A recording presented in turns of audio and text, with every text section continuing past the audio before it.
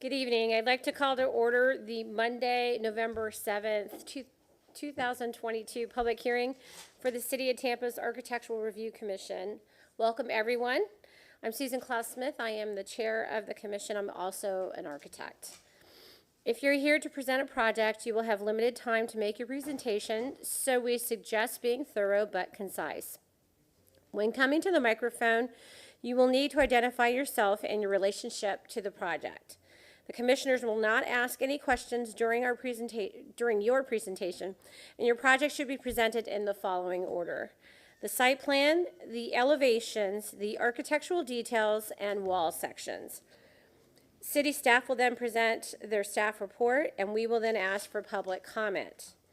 Following the presentation, the commissioners will be asking questions in the same order as the presentation. When coming to the microphone, please state and spell your name clearly if you are here to speak for or against a project. Your time will be limited to 3 minutes, so take some time now to summarize your comments because 3 minutes goes by very quickly. Following the public comment, the applicant will have 5 minutes for a rebuttal. We will then close the public hearing, and the only comments which will be allowed after the public hearing is closed will be in response to any questions from the commissioners. The commissioners will then discuss the case and will make their decision based on the city ordinance, chapter 27 of the city zoning code, the design guidelines, the Secretary of Interior standards, Historic Preservation Development Review, or HPDRC comments, and the testimony given at the public hearing tonight. Please remember that the ARC can only act on items that are within our specific jurisdictional responsibility. Owners and/or agents are independently responsible to obtain any appropriate permits and/or approvals. Now, if you haven't already done so, please do silence your cell phones. And I will ask my fellow commissioners to introduce themselves, starting on my left. Good evening. My name is Stephen Sutton. I, too, am a registered architect. I also hold the architectural historian chair for this commission. I am John Prokop, and I practice architecture. My name is Dan Myers. I am also a registered architect. And with us tonight, we have legal staff Kamaria Pettis-Mackel on my right, Elaine Lund, Ron Vila, and Alexis Guzman at the front. I'm going to ask if we have any, if I have a motion to enter the meeting minutes from the October 3rd and October 5th, 2022 hearing dates to the record. I motion to accept the previous meeting minutes as described. I'll second that motion. Can you be more specific?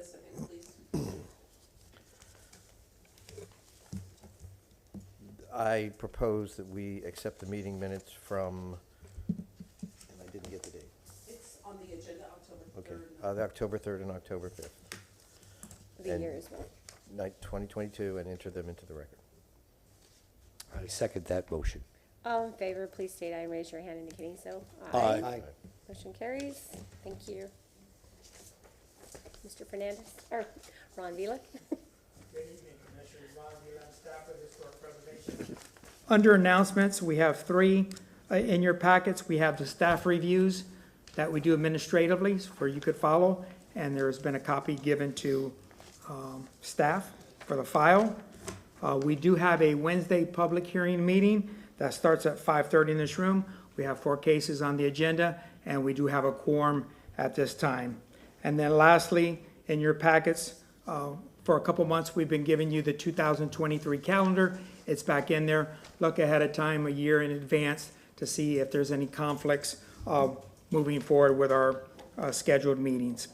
That concludes the announcements. Moving to conflicts of interest and ex parte communication, we have our legal advisor here. Good evening. Will the commissioners please state whether or not, Kamaria Pettis-Mackel from the legal department. Will the commissioners please state whether or not they have any conflicts of interest regarding any of the items that are on the agenda? I have none. None. Additionally, will the commissioners please state whether or not they've had any ex parte communications regarding any of the items on the agenda? I have not. None. Thank you. Moving down the agenda to continuations, we have one reflected that will require a motion. That's for ARC 21 364 for the address of 818 South Edison Avenue. That has been requested by the agent to be continued to the January 9th, 2023 public hearing at 5:30 PM. And if we could get that motion, please. I'll move that ARC 21-364 at 818 South Edison Avenue be continued to the January 9th, 2023 public hearing. I second the motion. All in favor, please state aye and indicate so by raising your hand. Aye. Motion carries. At this time, we're ready for the swear-in. Everybody that wishes to testify, please stand up and raise your right hand. Ms. Guzman swears in. Do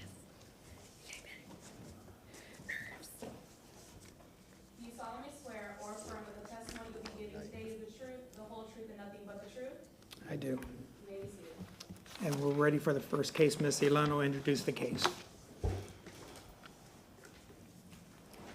Good evening, Commissioners. Elaine Lund with Historic Preservation staff. The first item that we'll be reviewing that's on the agenda tonight is ARC 22-255 and the address of 307 East Amelia Avenue in the Tampa Heights Historic District. The request includes a variance and a certificate of appropriateness. This is for a second primary structure on the site, which has a residential multifamily 24 zoning.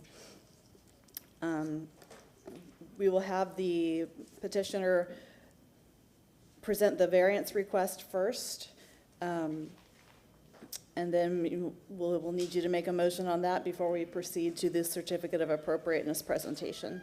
At this time, I'll go through the photo presentation. This is the historic district map for Tampa Heights, with the red line indicating the local historic district boundaries and the National Register Historic District boundaries shown in blue. And about the center, a little to the south of the school, you can see the property in green. There's a little speck there.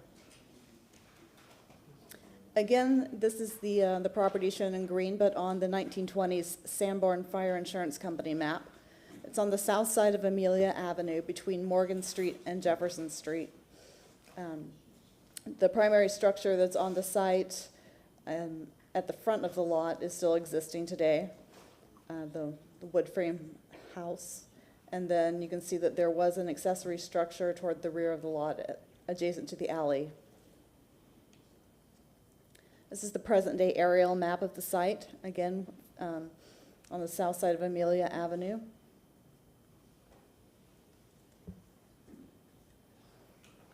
And this is the front of the existing house on the site.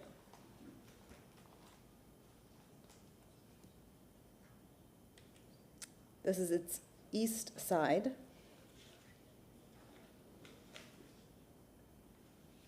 And the west side.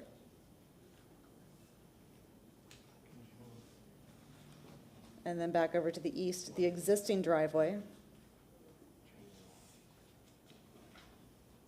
And then the rear of the existing primary structure.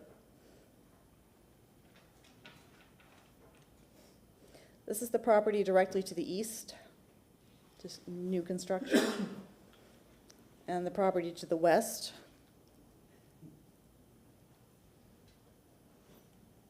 And then directly across the street, you see the parking area for the Tampa Heights Elementary School. This is looking along Amelia Avenue to the east. And then looking along Amelia Avenue to the west toward Morgan Street.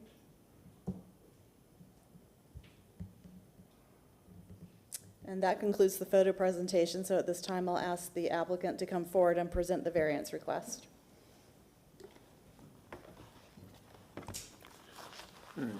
Good evening, Commissioners. Ernest Mueller, I'm the agent on behalf of the property owners, and I will be presenting the variance request. I do have some documents I'd like to have passed out, if I may. You can use the wolf. I think I'm going to. All right, thank you. All right, commission members, if you recall, this variance request was before you back in August. And at that time, there was actually two variance requests.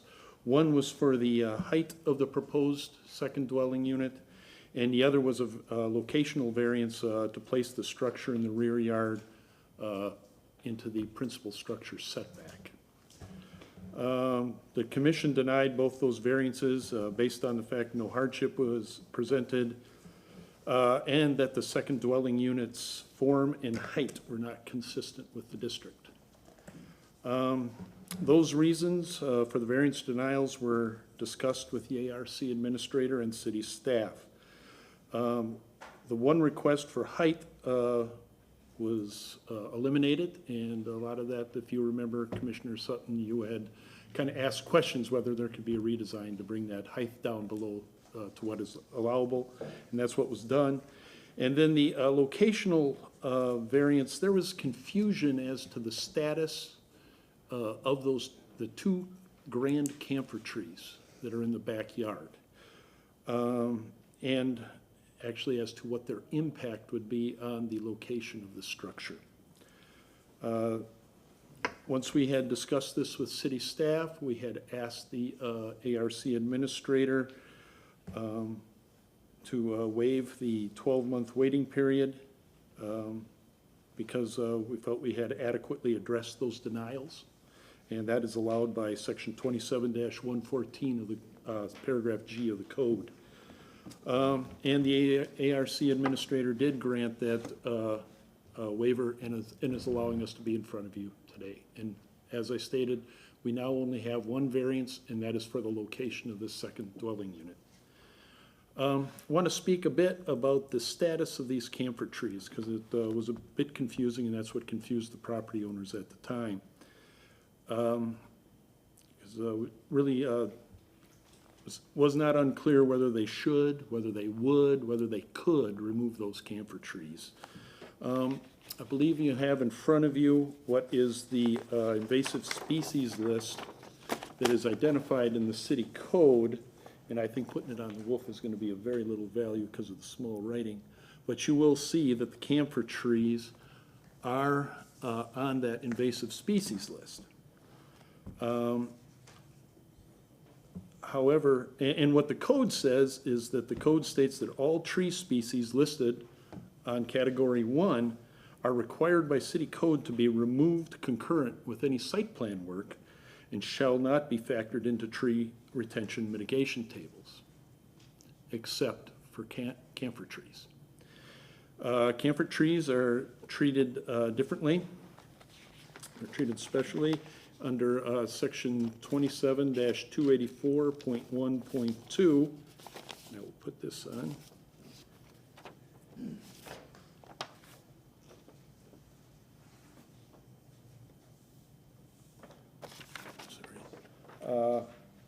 Under paragraph 3, talks about the fact that camphor trees, bring this down a bit. Camphor trees are classified as category 1 invasive species according to the list of invasive plant species. However, they have been successfully planted and maintained under certain conditions throughout the city.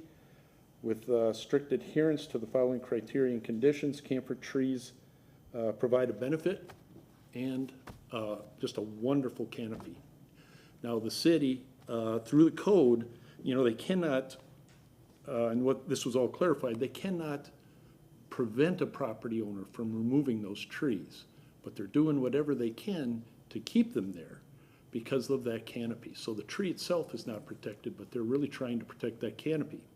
And in fact, if they do remove those trees, there's a very hefty penalty associated with that in the way of having to mitigate by replacement trees and payments into the tree trust fund.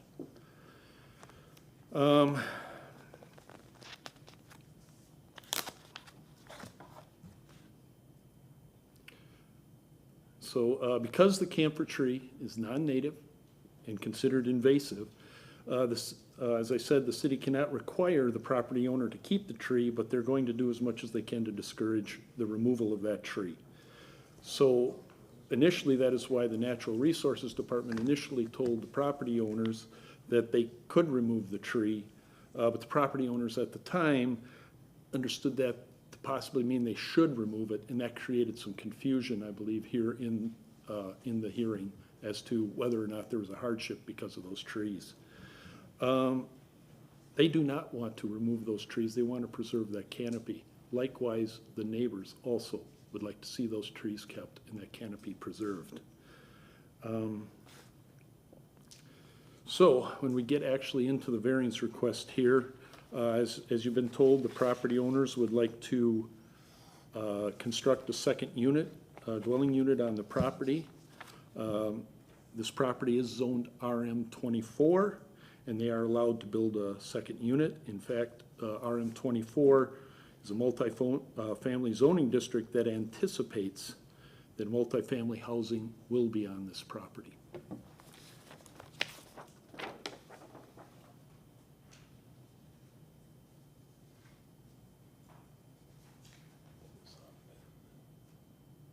All right.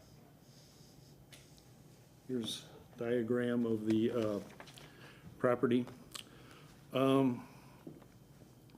If they were to build this structure where it's supposed to be, in the buildable area, I think you'll see that that would, in the principal structure building area, that's gonna put it right into the tree protection radius of both of those trees. So, how do we reconcile the city's desire to protect these trees, but yet allow the property owners to build this second dwelling unit that is allowed by the zoning code? And we need to be able to push this structure back so that it's out of the tree radius, tree protective radius.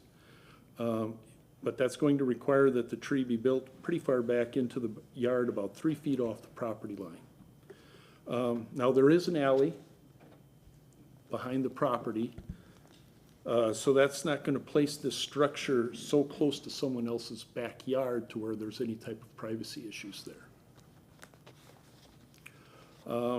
There's already a 2-story structure located close to the back property line on the opposite side of the alley. And that would be the property that's directly behind the property owner's property. And there are, along that alleyway, several structures that abut the alley. So within kind of this neighborhood, this direct neighborhood, the idea of having structures close to that alley is pretty consistent. It seems to be throughout the neighborhood. The neighbors to the immediate east and west of the property, as I said, they do not wish to lose these trees or the canopy. They have provided letters expressing their desire to keep those trees. One is Rhonda Thomas of 305 East Amelia Avenue, and the other is James Thomas and Patricia Lewis of 311 East Amelia Avenue. So by allowing this variance and allowing us, the property owners, to push the structure back and save those trees, we'll be doing substantial justice not only for the property owners but for the neighbors. And lastly, I'd just like to, if you were to have reviewed our responses to the hardship criteria that's within the application packet, I think that too will further demonstrate that the property owners have satisfied the variance requirements, the hardship criteria, and we ask that this variance be granted.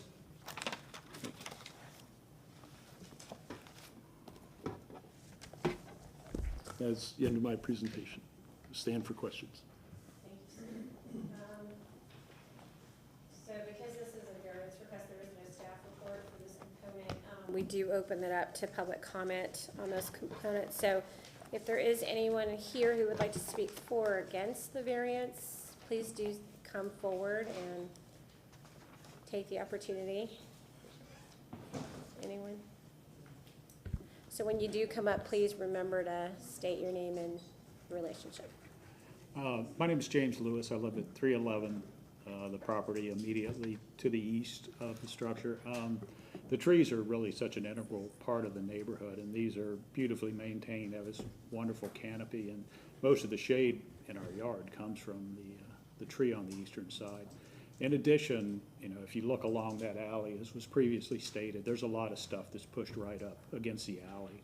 And so it's compatible with what else we have in the neighborhood. And so my wife and I are very strongly in favor of saving those trees, maintaining those trees. And we looked at the drawings, we think it'd be very appropriate, the placement at the back of the property line, consistent with what's there already. Thank you. Thank you, sir. Anyone else like to come forward?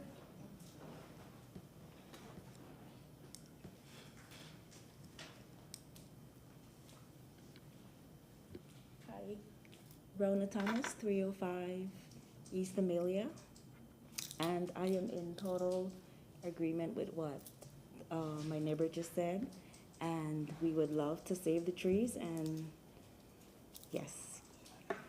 So I'm just so nervous. But yes, I'm You're in total doing fine. agreement. Yeah. Thank you. Anyone else? Yes, ma'am. I'm Patricia Lewis, and my husband has already spoken on our behalf, but those trees are beautiful on both sides of the property, both on Rona's side and our side. And they do provide so much shade, and it was one of the attractions when we ended up coming to the house that we're in, was that it was a nicely shaded area and had a decent canopy, so thank you. Thank you. Any additional comments? Seeing no one else, we will begin to ask questions. So if the agent can come back forward, Mr. Mueller.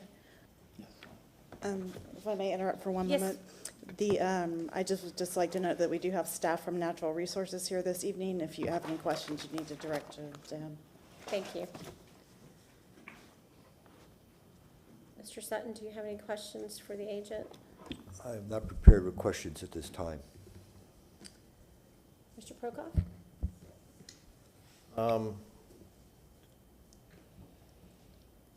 I guess one of the questions I would have is are there alternate plans of the new structure that have been explored that don't push it back that far and still save the trees? I mean, there's a fair amount of backyard between the trees and between the tree protective zones. And I'm just wondering, is there a possibility of an alternate plan being built that doesn't necessarily shove it as far back, but still doesn't affect the trees?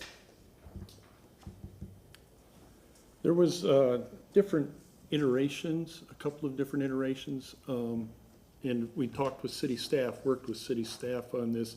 This was the design that seemed to work the best, and I think you can see through this, any movement forward is going to put it right into the middle of both of those protective radiuses. Of this particular plan? Correct, but even with the, looking at those protective radiuses, if you were to try and squeeze something in between there, I don't think you'd have a very effective second dwelling unit, which this property is. I mean, I'm just questioning Hey, Ernie, because can I as an step architect, in? we're used to avoiding. I'm gonna introduce the architect of record. I'm the homeowner, Daniel Perdomo. So is my wife here. Ray, would you like to share with the architects here, kind of what we explore in the geometry of the building, trying to squeeze in something that's really not cohesive with the architecture, both in plan and elevation of the neighborhood. We want to do an extension of the building. It really wouldn't serve justice. I don't know, I'll let you speak into that as far as the. Yeah, my name is Raymond Basham. I'm the architect of record for this project. We've kicked it around several ways. I don't know. There's really, once you put these protective circles out, there's really not a lot of space to build a building. So even if we would rotate it, and we tried rotating it a couple of different ways, we tried angles, we tried several different layouts, but this came up the best. Yeah, we, like, our attorney mentioned before, we had several meetings where is it Dennis Fernandez or Hernandez? Dennis Fernandez and Elaine Lund, and we explored several floor plans. In fact, our massing or footprint was a lot larger, and we ended up having to sacrifice some of that square footage and reduce it even further. So I think we explored multiple options, both with our architect and both with city staff, and we reached this would be a consensus. Okay. I have no further questions.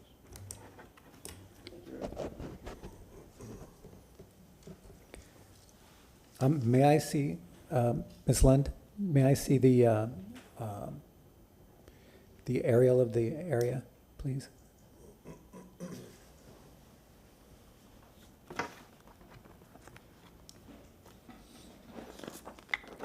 And if you could zoom in on the lot a little more.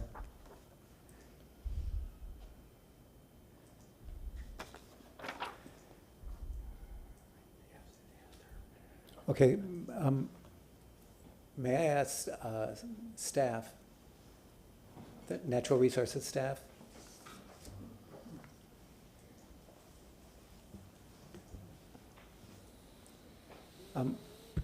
Given the size of the tree canopies here, it looks as though there is going to need to be a significant reduction in the tree canopy just to get this building in that is way at the, that is pushed up far to the back. Are you an arborist?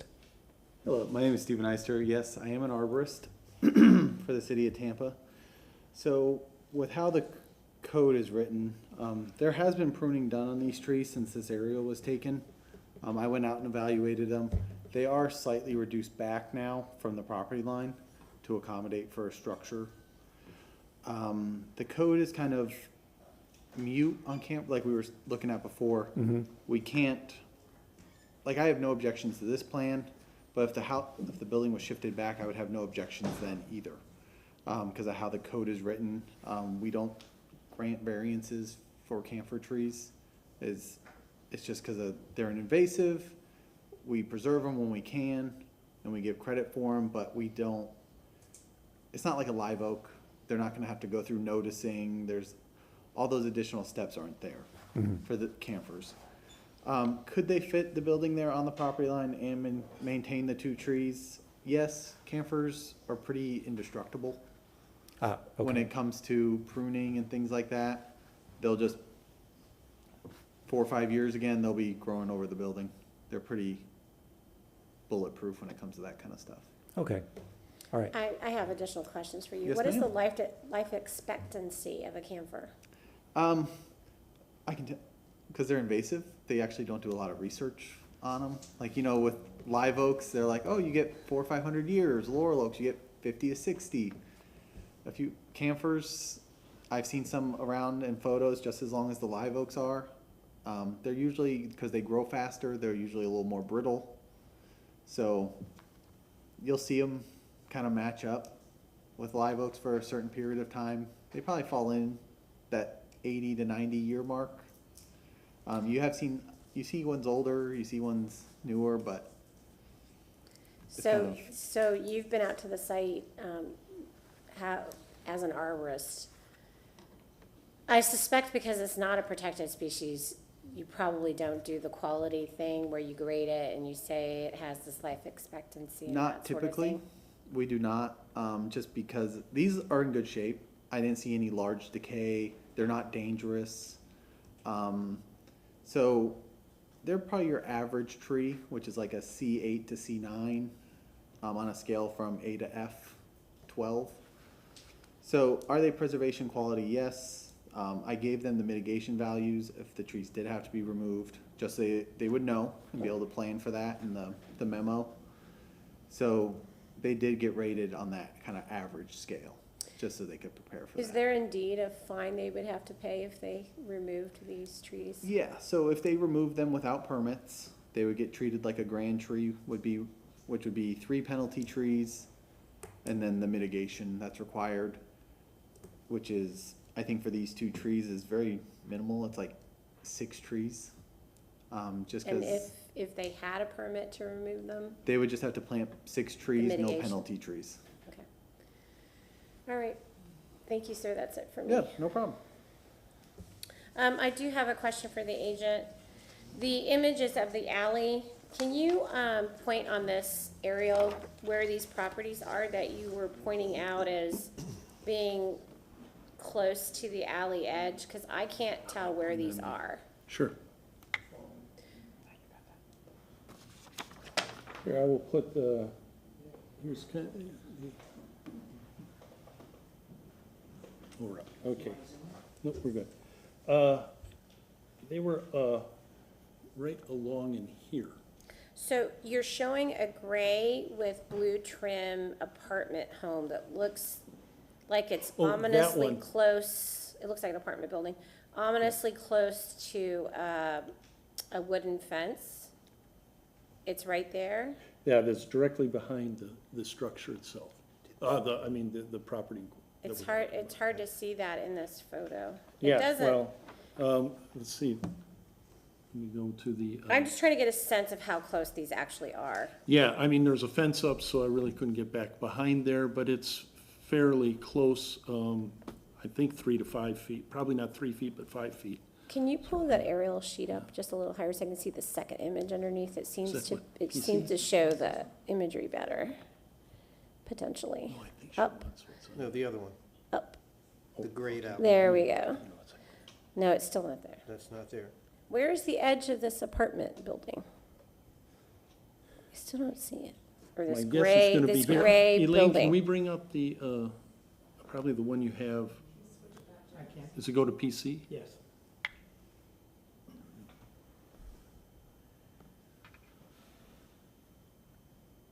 Which building is it? Yeah, so it's, looks like it's shadowed there, but it's, yeah, it's in that area where the cursor is. Okay, and where is this blue with white trim? It looks like it pops, it has some kind of drive component or something, so it pops You in talking from the about this one alley. right here? I don't know, I'm asking. Oh, I'm not, The first one, I got it. It's like a yeah, this one right sky here? blue. Yes. Okay, and then we'll kick back to PC. And then a tree. That is to the east of the property, along the alleyway. I think it belongs to the second lot before you hit the street. Can you, Elaine, did you, yeah, right in there, Bottom right corner of your green square. yeah. Oh, yeah, right there, yeah. Is it that one? Okay. And then there's like the, large gazebo or something that's further down toward the street. Okay. I have no further questions at this time. Anyone else? No? So allow a rebuttal period for the variance. Sure. All right, yeah, just kind of in summary, like I said, the zoning for this property allows and expects a second dwelling unit. The two grand camphor trees are preventing the owners from building that second dwelling unit into the buildable area. The protective radius of the two grand trees are pushing that location back into that, till 3 feet from off the property line. But I think as you can see, and from the testimony of the neighbors, the idea of building structures being up along that, the property line and against the alley is consistent with that neighborhood. So again, we would ask, that hardship criteria has been met. None of the neighbors or anything are gonna be prejudiced by this. In fact, by granting this variance and keeping these trees intact, will provide substantial justice to the neighbors and to the property owners, and we ask that you grant the variance. Thank you, sir. We'll go ahead and close the public hearing on the variance request, and we'll discuss the case.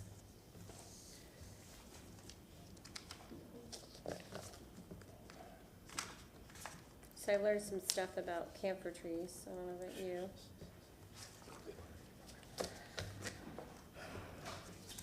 This is a,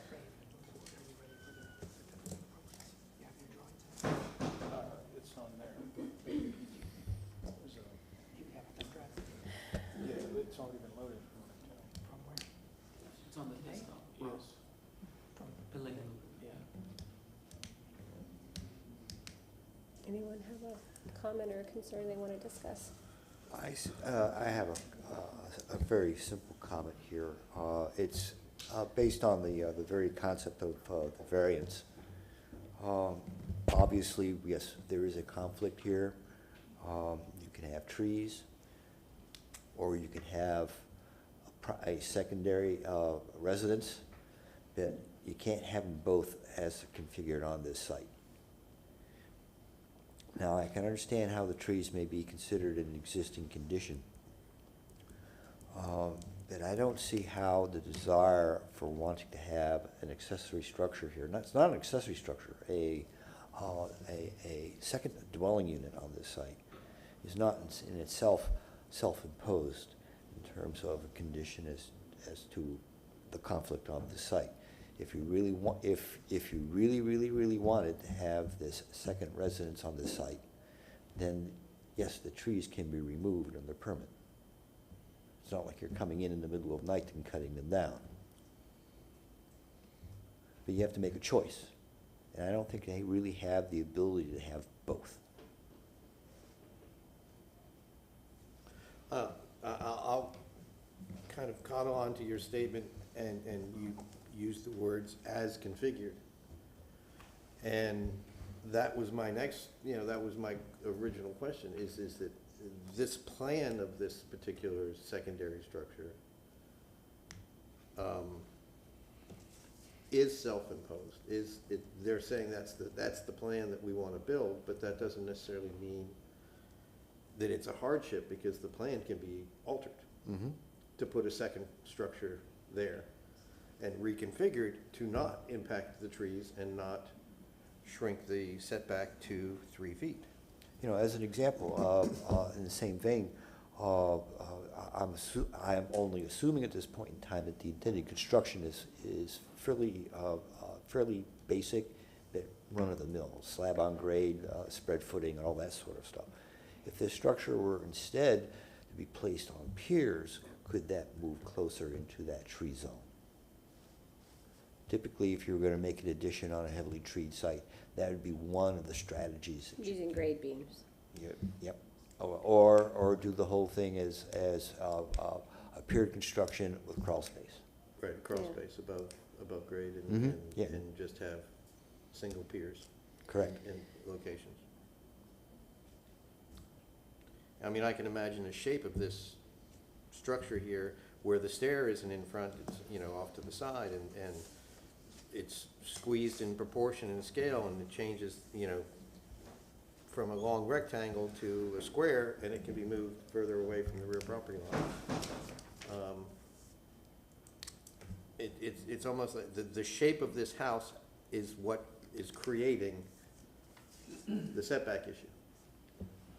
Because it's the exact corners of this shape and this dimension that are making it move back to get out of the protection circles. But that a different shape of a second structure would Well, not. I think the biggest headache is, if we look at this, are we fighting for a couple feet here? This is, a 20-foot setback is what would normally be required for the site. And we're looking at diminishing that down to 3. Let's say you go through a whole bunch of gyrations and get that down to 12 feet. That still wouldn't be entirely compliant. So I think they have a serious choice to make here. Well, I think the question here is whether or not it's appropriate, right? So, I don't think it's an either or. Mr. Myers, do you have any thoughts? Yes. The city of Tampa highly values its tree canopy. And they have made an exception for the camphor trees because they form, I don't know if one could say substantial, but there are enough camphor trees that they wrote an exception, even though it is an invasive species, because it is not close to, riverine estuary. Bodies of water, that kind of thing. Bodies of water, et cetera, where the camphor can spread apparently like wildfire. these are, all of the neighbors feel that these trees need to be, should be retained. They perform a great benefit for 3 houses. It seems to me like that is a reasonable criteria to think about as we consider granting this variance. Also, if we look at the 1929 map, there was an accessory structure on the lot line at the rear. This is an area that perhaps was not well served by the 20-foot setback.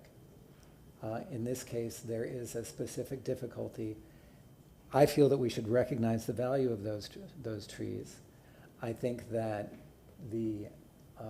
while the accessory dwelling or the secondary dwelling could be reconfigured, I feel that it is reasonable for us to grant this variance.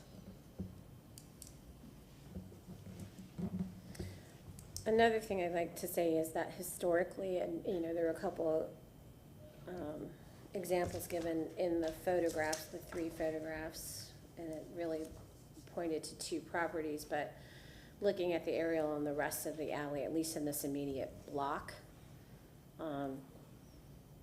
there is a record of building closer to the alley lot line, at least on this block, right? And then we look at the Sanborn, we see more evidence of that. I think it supports it. And just knowing the historic districts we do have in the city that we oversee, we see more of this than not, even with an accessory dwelling unit. At some point, we decided they weren't great for our city, and now we're looking at them again. And understood that this is a secondary primary.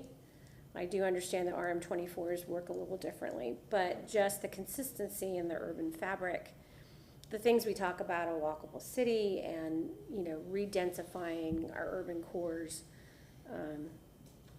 I would agree with Mr. Myers. I think this project, at least from what I'm seeing in the variance request, has some merit to move forward. Obviously, we still have the CA to look at, and we have that opportunity to massage that as necessary to ensure that it is appropriate, but those are my thoughts. Kamaria Pettisnako from the legal department. I just want to remind the commissioners of the variance, the hardship criteria in the code for the board to consider whether or not to grant or deny the variance.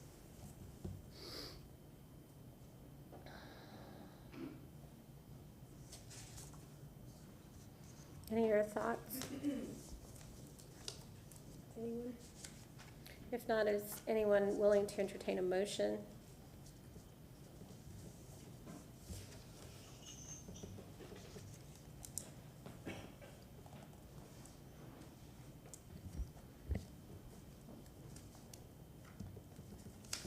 I'm getting that.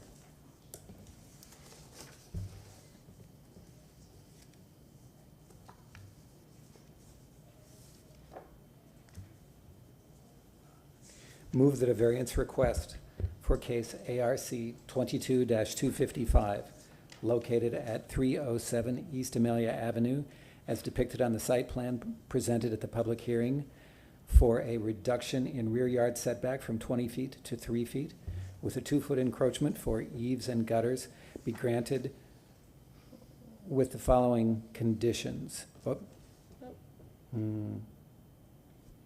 would say there's no conditions. Yes. I would like to redo that for Okay. no conditions, sorry.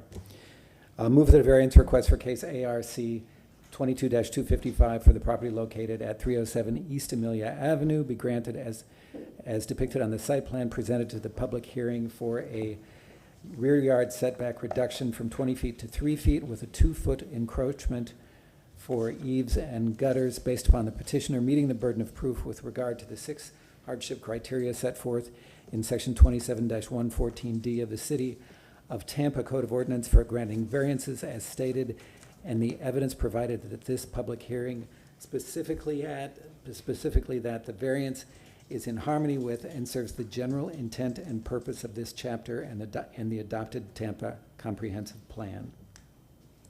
Or a second?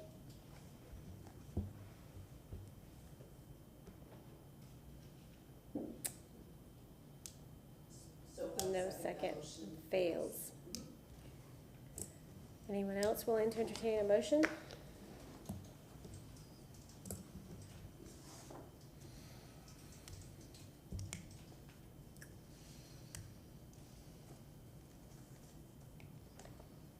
I move that the variance request for ARC 22-255 for the property located at 307 East Amelia Avenue in the Tampa Heights Historic District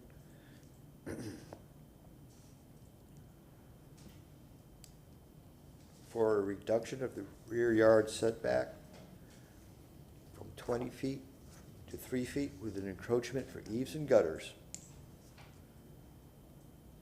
be denied due to the failure of the petitioner to meet the burden of proof with regard to the 6 hardship criteria set forth in section 27-144D of the City of Tampa Code of Ordinances, specifically that hardship for the encroachment into the rear yard is in fact more a result of actions of the property owner in respect to their desire for the creation of a second dwelling unit on this property, and its conflict between its siting, its proximity to the alley, and proximity to 2 trees desired to be kept. We have a second? I'll second. All in favor of denial for the variance request, please state aye and indicate so raising your hand. Aye. Aye. That's 2. And opposed, please state nay and raise your hand. Nay. Nay. So we have a tie. That's an automatic continuance.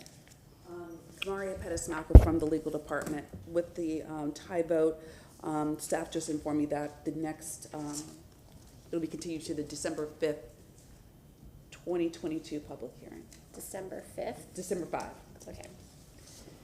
at 5:30. And that'll be for both. Both the variance and the, so I need a motion to continue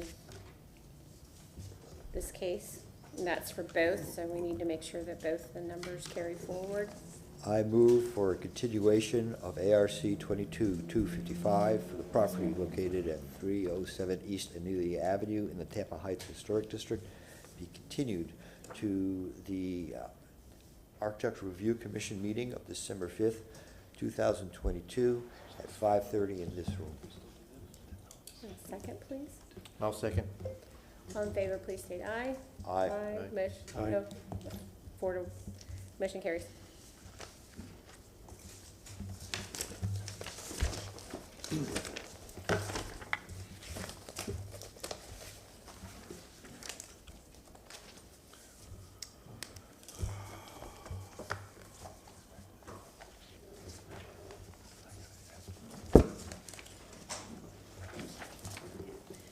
Commissioners, Elaine Lunt, Historic Preservation staff. The next item on the agenda that we will hear this evening is for ARC 22-362 at the location of 2303 North Jefferson Street. This is, again, in the Tampa Heights Historic District. This request is for certificate of appropriateness for new construction of a single-family residence with site improvements. In the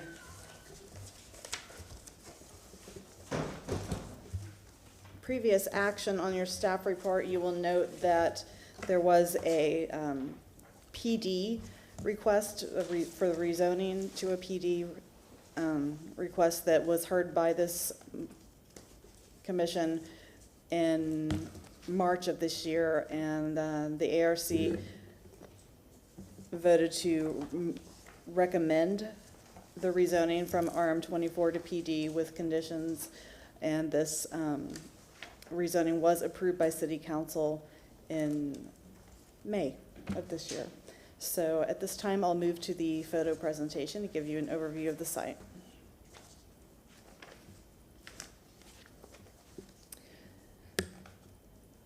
So this site is located in the Tampa Heights Historic District again, with the red line being the local historic district boundaries and the blue line being the National Register district boundaries. The site is shown in green.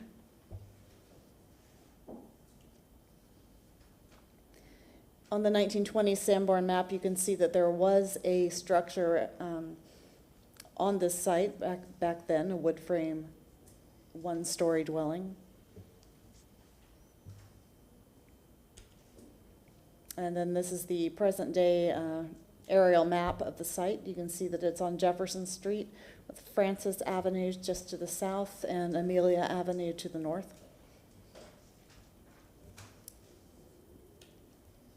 And this is a view of the subject property. We're looking at it from Jefferson Street, looking east into the site. This is the lot directly to the north, which is also vacant. And you can see a little bit of the alley that's just beyond that. And then this is the contributing structure directly to the south of the subject site. And then looking across the street, there's another vacant parcel across the street on the west side of Jefferson. This is a view looking north along Jefferson, so we're looking toward Amelia Avenue. And then turning around and looking south toward Francis. That concludes the photo presentation, so at this time we'll ask the applicant to come forward and present the request.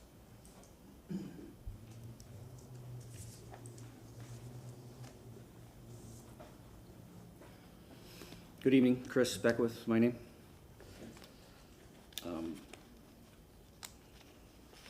I'll get right into it with the site plan. Elaine, you might have to show me how to use this.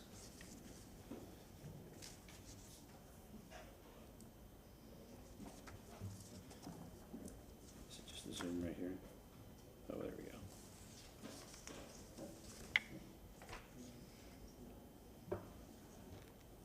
Okay. What's that? Should focus a little better than that.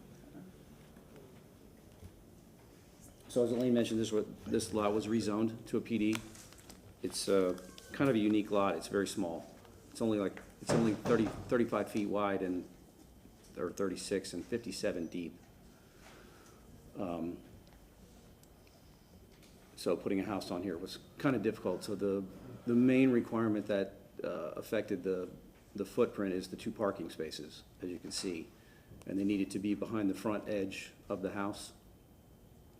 So we ended up with a 5-foot setback on the south side, 3 foot on the north side, and only just over 11 feet in the back and 7 in the front.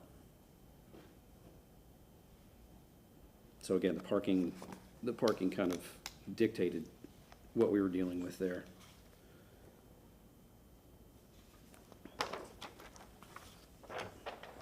So this is the front elevation.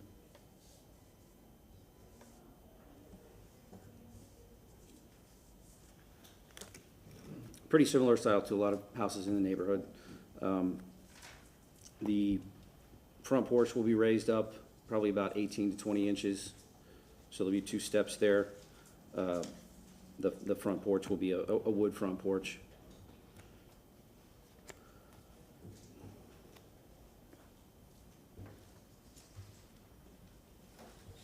The rear elevation, again, you see from the portico all the way through front to back.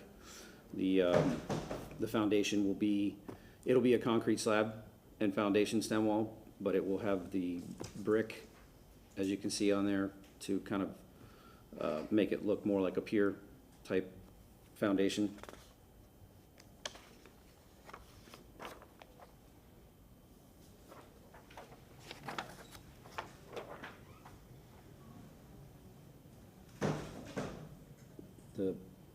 This is the north side, left side elevation. Columns all the way down, again, through the portico.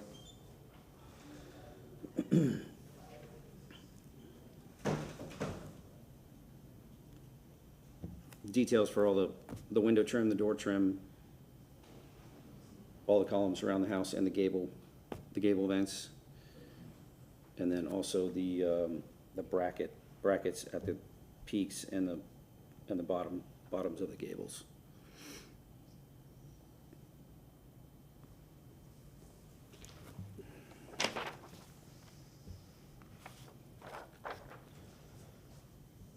Here's the floor plan. I know you guys aren't too interested in the inside, but it's a 3-bedroom, 2-bath. We did make a change that was suggested to make the front porch 6 feet. It was smaller. But again, the depth of the house and the smallness of this lot, we didn't have a lot of room to deal with. So in order to do that, that created it shrunk it, only 1.5 feet, but it made a big difference. I had to bring the ceiling height down to 8 feet instead of 9'4" because of the stairs. The stairs encroached too much upstairs in some areas, and then too much in that half bath downstairs. So, but again, that was suggested by the committee to make that front porch at least 6 feet. So we went ahead and did that.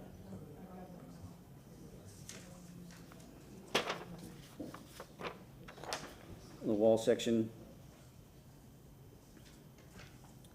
the roof is just a standard asphalt shingle. It will be open rafter tails, 2x4 pre-engineered trusses, and then 2x6 on the gable ends. The windows will be set, even with the concrete wall on the first floor, the windows will be set to the outside to make them match the windows on the second floor, to make it appear as a frame wall. The front porch ceiling will be a tongue and groove, either cedar or cypress. And then again, the front porch itself will be all wood deck framing. It's actually not on here, but it'll be all wood deck framing. It'll have a 2x6 decking on the front porch. So, some pictures of just typical,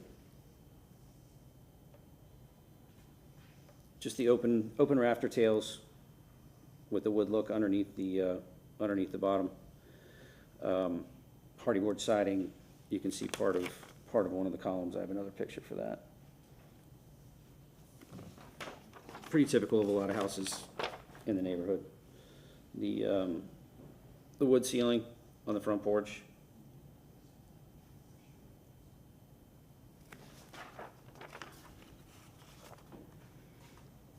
Typical column detail, hardy siding. There'll be mostly lap siding, and then the shaker siding in the gables.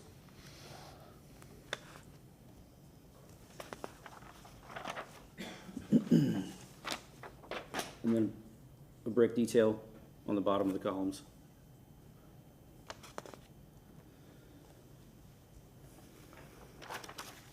I couldn't really get a good picture of the windows, just a standard white window, but it will be the 3/1. I couldn't get a picture out of their site that showed the style. But on the elevations, if you saw that, all the windows will be that 3/1.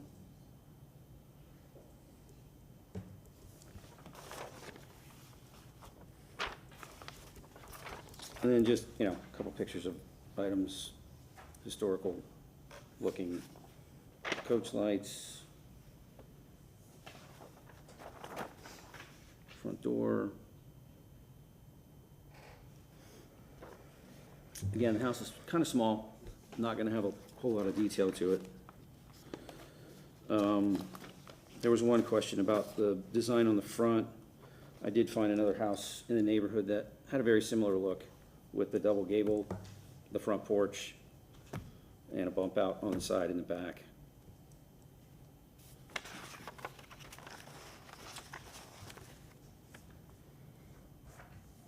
So that concludes my presentation. All right, thank you, sir. We'll have staff present the report. Elaine Lund, Historic Preservation Staff. Staff finds this application consistent with the Tampa Heights Design Guidelines. The plans that were reviewed for the staff report, there were a number of conditions that we had to go with those, and it does appear that the applicant has taken the majority of them and made changes to the plans so that what you saw here tonight, I believe most of those conditions have been met. So I'm available if you have questions. Thank you. Thank you. So we're going to open it up to public comment. If there's anyone here to speak for or against this case. Seeing no one, we'll go ahead and close that portion of it, and we'll begin asking questions, beginning on my right, this time with Mr. Myers. Could you go back over the window detail, please?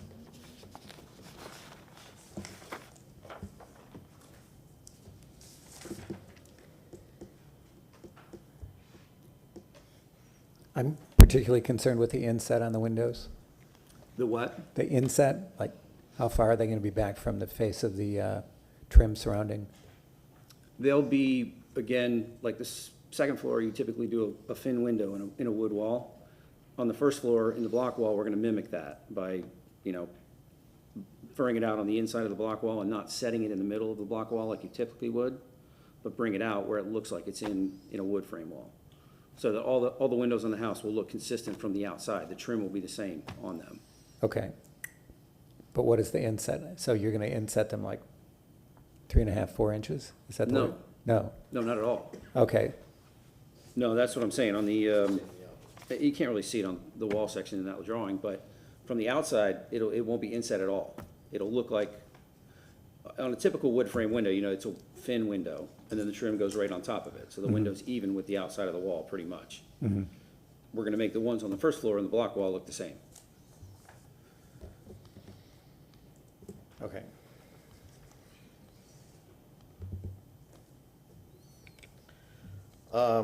Couple questions. One, we would typically want the exact opposite to happen.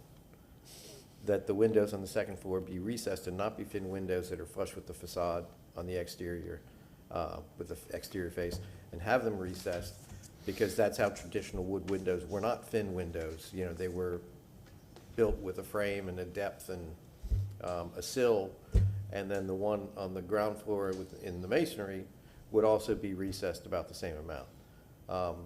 That's more of historic pattern. Flushing the windows out with the facade is more of something that's built today. So they're just two different things. Okay. I mean, we can do it that way. One is are the piers real brick? Or No. you're intending to use thin brick? Correct.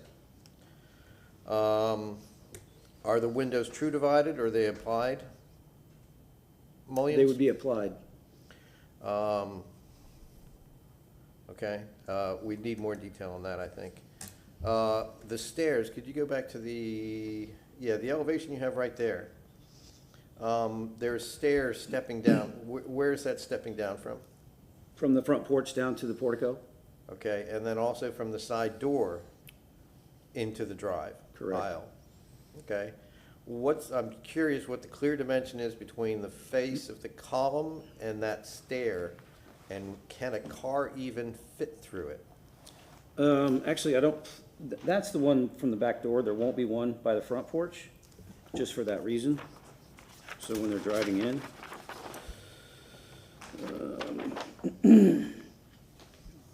Actually, hang on. Let me do the floor plan here and see what.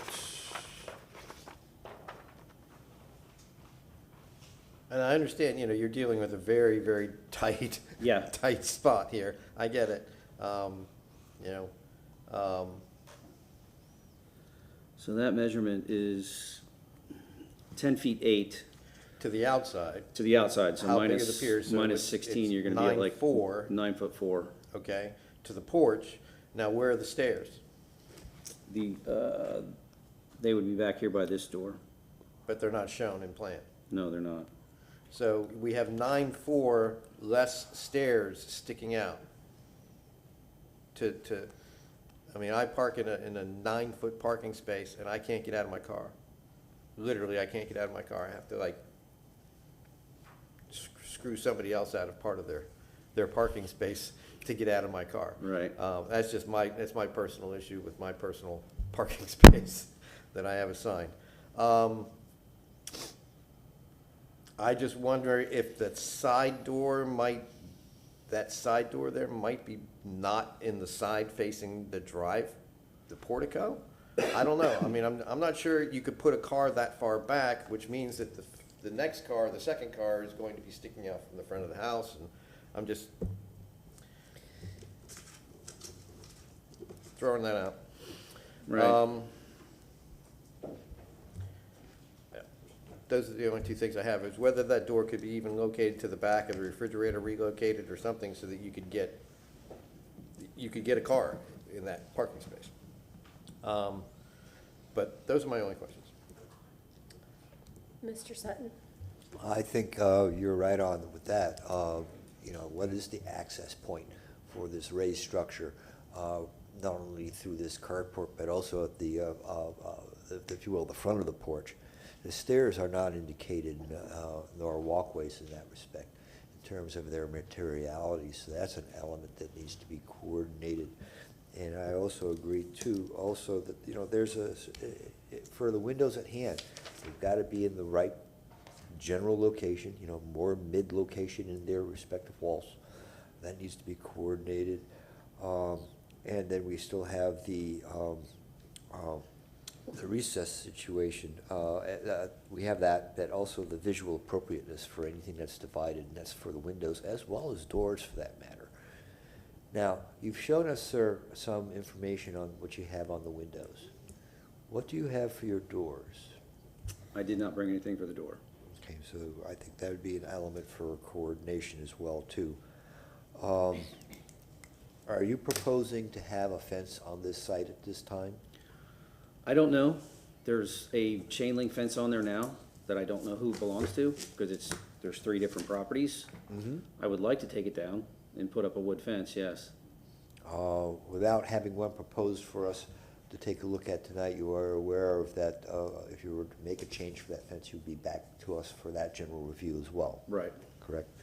Now, the last item I have, this dovetails to your elevations. If you could just pull up one of your long-form elevations, please. This would be perfect as an example.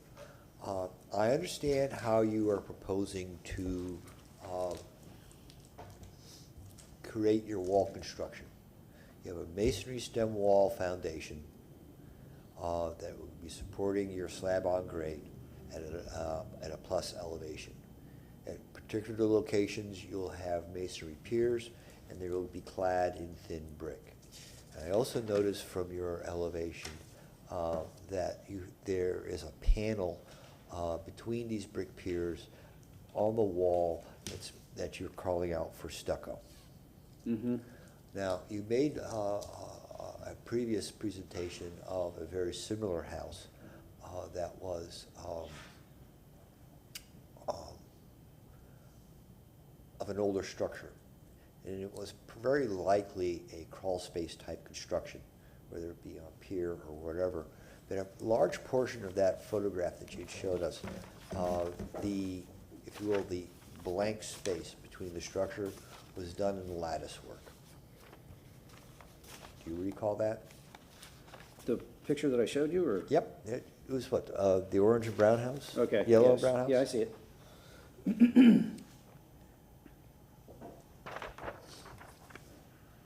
We see a lot of, in these older houses in these older neighborhoods, we see a lot of different things with this general element. In many cases, these were originally developed entirely open, and over the years they were closed. We see a lot of wood constructions. Some of them look like maybe picket fences. In this case, this is a lattice. Have you considered adding that kind of level of detail to that ground plane element? Yes. Because you are substantially off the ground, and you have a substantial relationship between the building and its brick piers to that ground, and it seems like you're missing something right there, to me. Yeah, I agree. The architect just didn't really put anything on there. I mean, I'm actually doing another house in Tampa Heights under these same criteria right now, and we're getting to that point, so I'm trying trying to see what works, to be honest with you. Okay. Would you be remiss at re-examining that detail in one form or another, in terms of materiality or its coloration? Sure, Thank you very much. sure, thank you. So, I do want to go back to your site plan that you had earlier.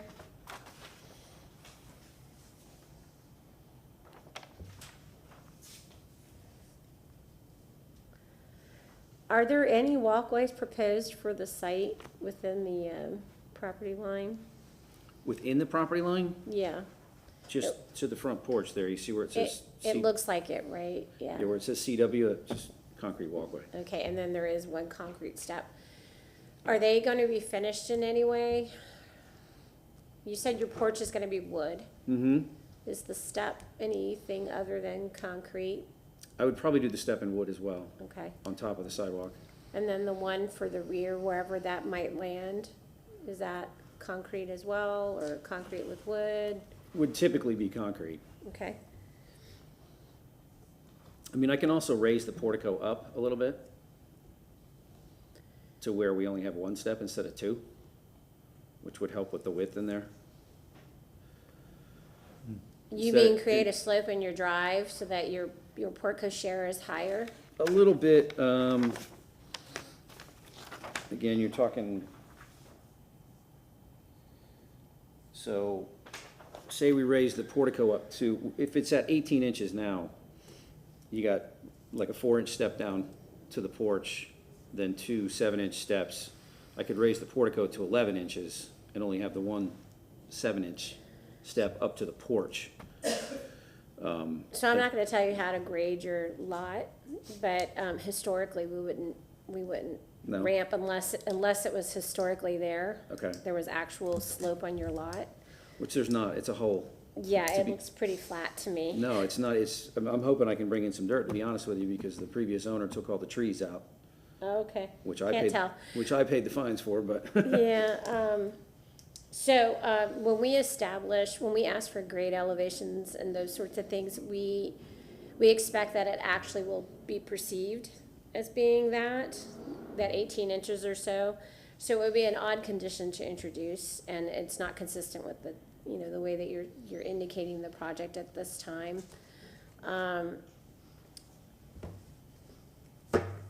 I was just asking about the materiality. I think the location of the step, we can discuss a little further, but, well, my goal here is to try to pull some answers out of you for things that perhaps weren't talked about in detail.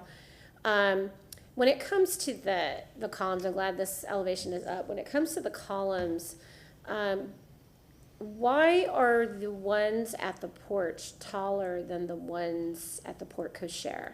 To be perfectly honest with you, I just noticed that today myself. I didn't see it. They shouldn't Which be- way would you like to go? They all should be the same, and it should be the higher one. It should be the height of the ones on the front porch. Actually, yeah, it should be the heights of the ones on the front porch. Can we look at your No, you want 'em orange, lower? yellow, Whatever brown you tell me. house again? What's that? Can we look at your orange, yellow, brown house again? Whatever the color for. Yeah.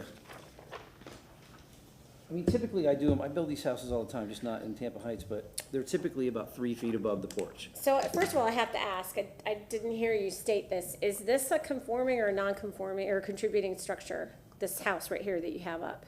Do you know? I don't know. I just was driving through the neighborhood looking for something similar. This was on Ross. It could be with a bad addition, but, Just to clarify that, Ron Vila, staff with Historic Yes. Preservation, that house was built in 1998, and you see the front-loading garage that indicates that. okay, That was prior to Tampa Heights becoming a historic district. understood. Are there any other documents you have with you to look at contributing structures within the district with you? That had porches? I mean, I didn't take a complete picture of the front porch, but that one column that I showed you, Is it contributing though? yeah. That's a contributing structure? When you say contributing, what exactly do you mean? It's historic. Oh, no, it's new. Okay. I would reconsider the scale and the proportion of those columns. I'm not gonna tell you what to do. That's something that, you know, it should be considered between yourself and your designer, your architect, but, it's good to know that you caught an issue. Yeah. It's just what to do with it. Just look to the historic record in the neighborhood, and I mean, look at historic properties. Don't just look at new ones that have been built to, Any standard. well, even if it's something that's been in front of us before, yes, they set precedent, but we always ask, what's the historic record show? I mean, are we mainly talking about the height? Is that? It's mainly the height of the brick pier component. Okay. Yeah. And then another question I have based on this elevation is the size of the first floor window. Just want a reasoning as to why that window is extremely large, in regards to the rest of the windows. It's not that it's that large. The two upstairs are actually small, because one's in a bathroom, one's in a closet. Okay, That's just a standard 2.5 window that you would find in any bedroom. it's a 2x5. No, it's 3 by 5, but it's a standard 2.5 Okay. window. Okay. It just seems a little odd, maybe it's because of those smaller windows. If we could look at the north elevation, which is the inner elevation in your porte cochere. Any consideration for windows at the ground floor here? I do understand you have a stair. There are historic precedents as well as contemporary precedents for windows and stairways. And our historic structures do allow a lot of light into their stairways. They aren't typically dark passages from the first to the second floor. So was there any consideration for that? It was never brought up. I mean, I suppose there could be one towards the bottom of the stairs and one in that half bathroom. And then what is happening on the second floor for the blank part of the second floor there? That is a bedroom. That is a bedroom? Is Yeah, that your there's- head there- wall? Yeah, there's 2 windows on the back wall, the back of the rear of the house. Can I look at those, please? What are the 2 smaller windows on that elevation? Are they in the bathroom? On this elevation here in the north? One is in a laundry room and one is in a bathroom. Okay, and what's the skinny long one That's in a shower. in a shower? Okay.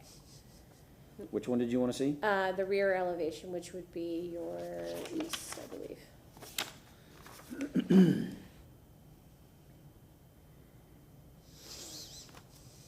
Yes, so, I believe your kitchen is on the first floor on this elevation, correct? Yes. Any consideration for openings on this facade? They wouldn't match. I mean, the only way to do any would be to be between the,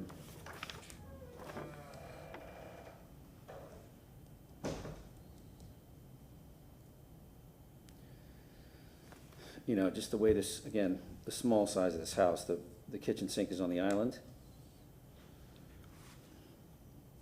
So the only way to get windows on that wall would be literally between like the countertop and the upper cabinets. So Or they'd be, or to interrupt the upper cabinets. I'm sorry? You could interrupt the upper cabinet. Yeah, but I mean, Cabinets don't there's a have to be- range and a hood right there already. So now you've only got this much space to the left and the right of the range and the hood. Understood that this is a small property, completely understand the constraints that you're going through. I don't know what your intent is for this property, but from a market perspective, try to understand who you're selling to if you're selling this. Sure. And historically, we would not have a blank wall, especially from a kitchen look into a rear lot. There's just something about the connection to the outdoors. This is more private space, even from a kitchen space. You know, there's a reason why we ask these questions, because the urban fabric is such that openings do matter. that space between indoor and outdoor does matter. And, I know there's an ROI you're looking for and all of that, but No, I completely agree with you. I mean, we originally had a back porch on this. It was different, but once the parking came into play and I Yeah. couldn't go forward, once I had to put 2 parking spots on this thing, I mean, we don't have any space downstairs.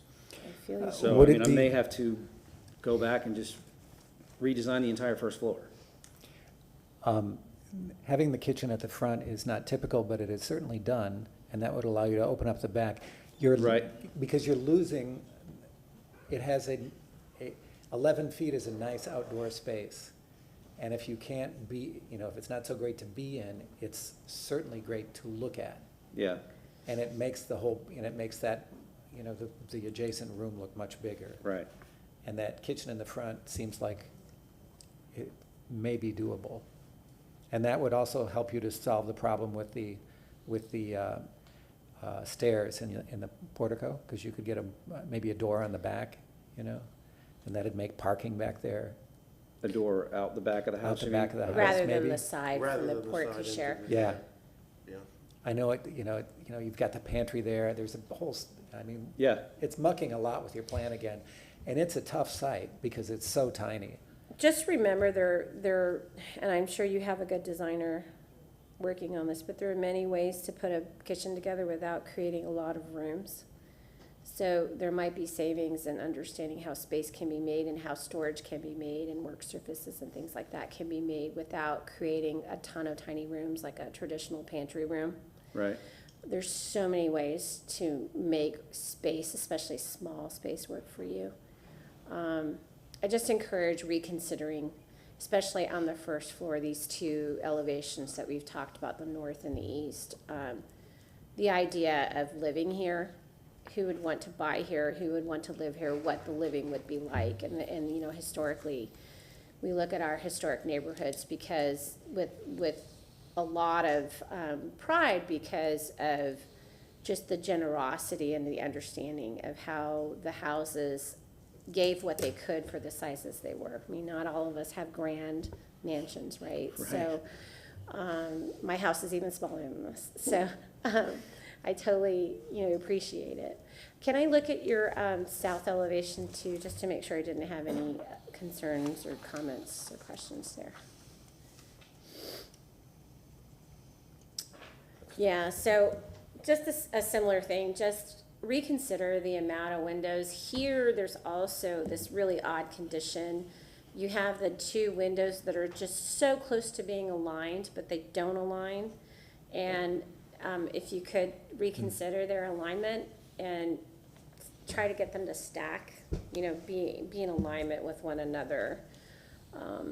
It's just not something we would typically see.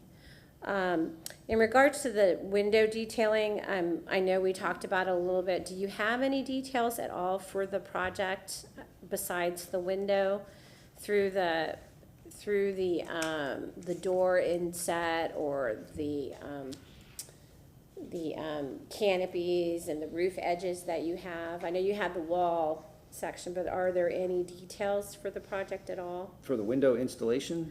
or- Window, the door, the little roof canopy you've got going on at the rear in this elevation, any of those things for the That's project? The porch at the front, No, I mean, you don't have those details today?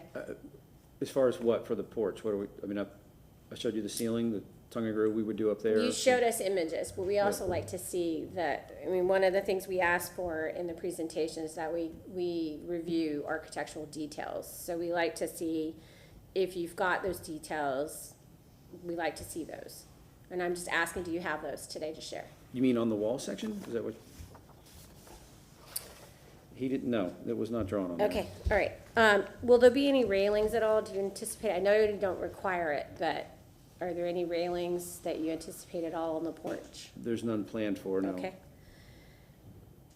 On the site plan, I didn't notice if there were mechanical units. Where will the mechanical units for this property be at? They're gonna have to be in the rear, because there's not room in the other areas.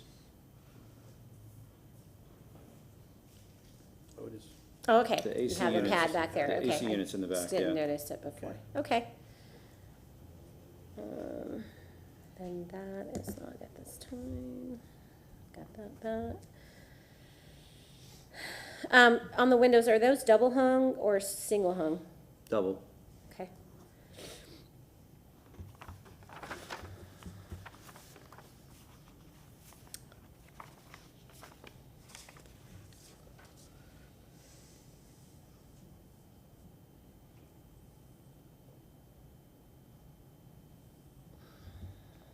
So, do you have a roof plan here with you today? A roof plan? No. Okay. And then, Elaine, this is a question back to you on the report. It says wrap the porte cochere roof around the rear elevation. On the prior set of drawings that were reviewed for the staff report, it was a little unclear how the hip roof on the porte cochere was going to integrate with the body of the building. Right. And I think that that's clearer on these drawings, so I don't think that that comment is necessary at this point. Okay, I agree, unless somebody else up here would like to question that. Talked about that. I think we're fine with that. I have no other questions at this time. Anyone else up here in the commission? Could you look at the side with the porte cochere again? Side elevation, please. Just didn't seem like, okay. All right. All right, so this still has stairs coming into the driveway from the front porch, while the site plan has a stair going out to the front, and then the floor plan doesn't have any stairs. Do we know which one we're approving? You're asking me, I Yeah. would like to eliminate the one on the side, have the one on the front. I from the understand, but sidewalk. we're approving drawings. Right.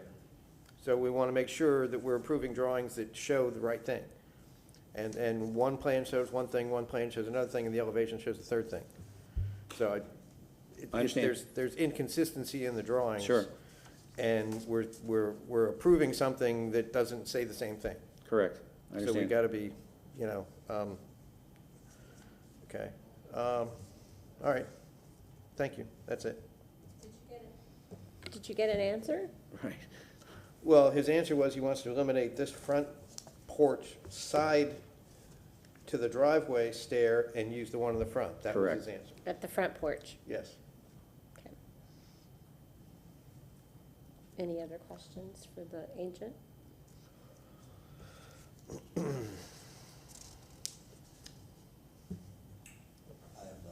No. Okay. All right, so you have 5 minutes for a rebuttal. I'm good. I think we Okay, went through it, so. all right. We'll go ahead and close the public hearing. We'll discuss the case amongst ourselves.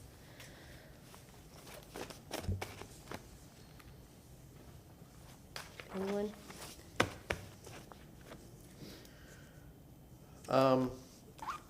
Yeah, I'm a little concerned that we're burdening staff too much with a bunch of missing pieces and drawings that don't represent what's going to be actually built, and throwing it on staff again to fix it all with the presenter. That bothers me a little bit. And I understand it's a very, very difficult site, and there's been a lot of work done, but I don't think the drawings as presented show really, what's intended. And we're telling them to, okay, go back and staff and fix that, and go back and staff and fix that. I think you're corrected in many respects on this. There is I like the intent of where this project is going. I think it's a really nice little house on a little piece of property. But because of that though, what we're looking at here, what you were discussing, is the lack of resolution to a whole host of details that would really make this a jewel box in many respects.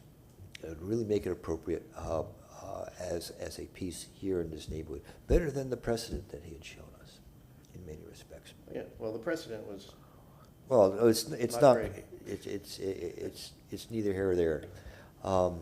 There are better examples of where to pull bits and pieces from in Tampa Heights that are in fact contributing structures, probably within a 1-block radius of the site. It's the resolution of these details, such as the coordination of the windows, the addition of windows on certain elevations, the alignment of certain windows. Even though we're not asking for a lot of windows, that little piece of extra work to make sure everything looks like we're a window. As a group, they are aware they belong, and they're related to one another. That makes a big aesthetic difference, particularly on this real small house, on this real small lot, which is going to be cheek and jowl to all of its neighbors. because there's only so many things to look at, and when the things you do get to look at don't align, or don't work, or seem out of. It's the sore Out of thumb. whack, because there's nothing else to distract you, because it's so small. It's like the piers, up and down, up Yeah, and down. It's like the smaller the project you do. The more better- care you have to The better take. you have to do it. There's less to do, but certainly. Yeah. I think one of the biggest things, you kind of hinted at it, is that it's the detailing.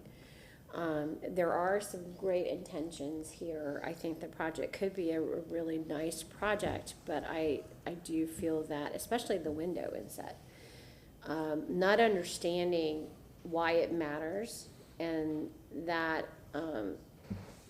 there's a reason why we look for shadow lines, right? And beyond the aesthetic, it's even about waterproofing. Being aware of what water will do to your building envelope if it's not detailed properly. Yeah, I agree. I think you're right. There's a lot here to ask it to just go back to staff. I am uncomfortable with elevations and details and just that level of finish. Mr. Myers? I concur. I don't think we need to beat this one. Anyone willing to make a motion at this time? Or whether Whether it should be continued and fixed. whether the agent would like to ask for a continuation. The agent doesn't get to ask for continuation. We make motions, don't we? Kamaria Pettisnapper from the legal department, I think the question is whether or not the applicant wants to continue the case. And I think, staff is getting that verified right Okay, now, all right. based upon the comments provided, by the commissioners.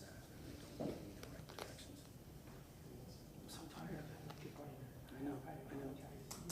Get no answers, and then you get here, and it tastes a little different.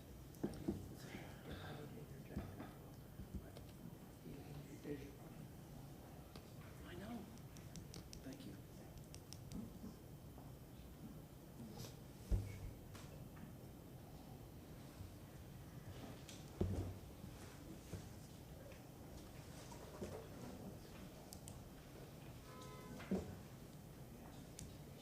What do I need to? You have to request a continuation.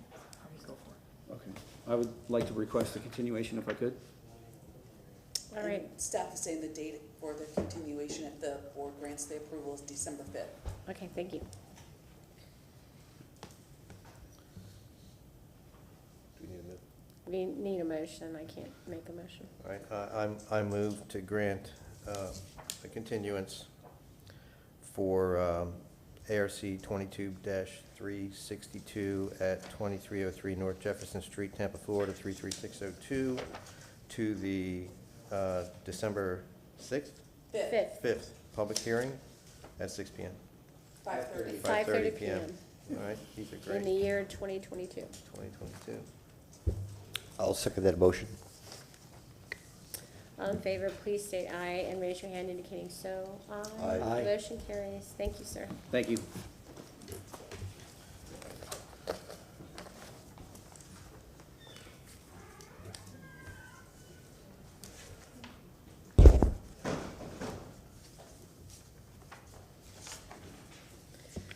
Commissioners, Elaine Lund, Historic Preservation Staff.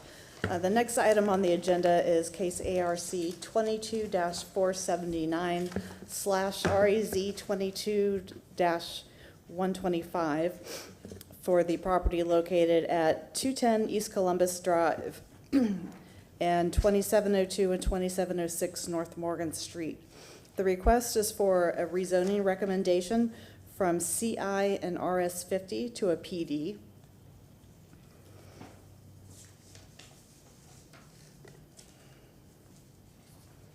And at this time, I will go through the photo presentation for you. You can see the Tampa Heights Historic District here, again, with the one of the subject sites shown in green. I believe the green parcel is at 210 East Columbus Drive. And looking at the 1920 Sandbar map, 210 Columbus Drive is shown here in green. 2702 North Morgan Street is the property directly to its east. And then the 2706 Morgan Street is actually the rear of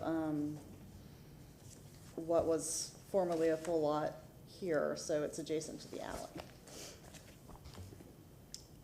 So this is near the corner of Morgan Street and Columbus Drive. And this is the present day aerial of that area.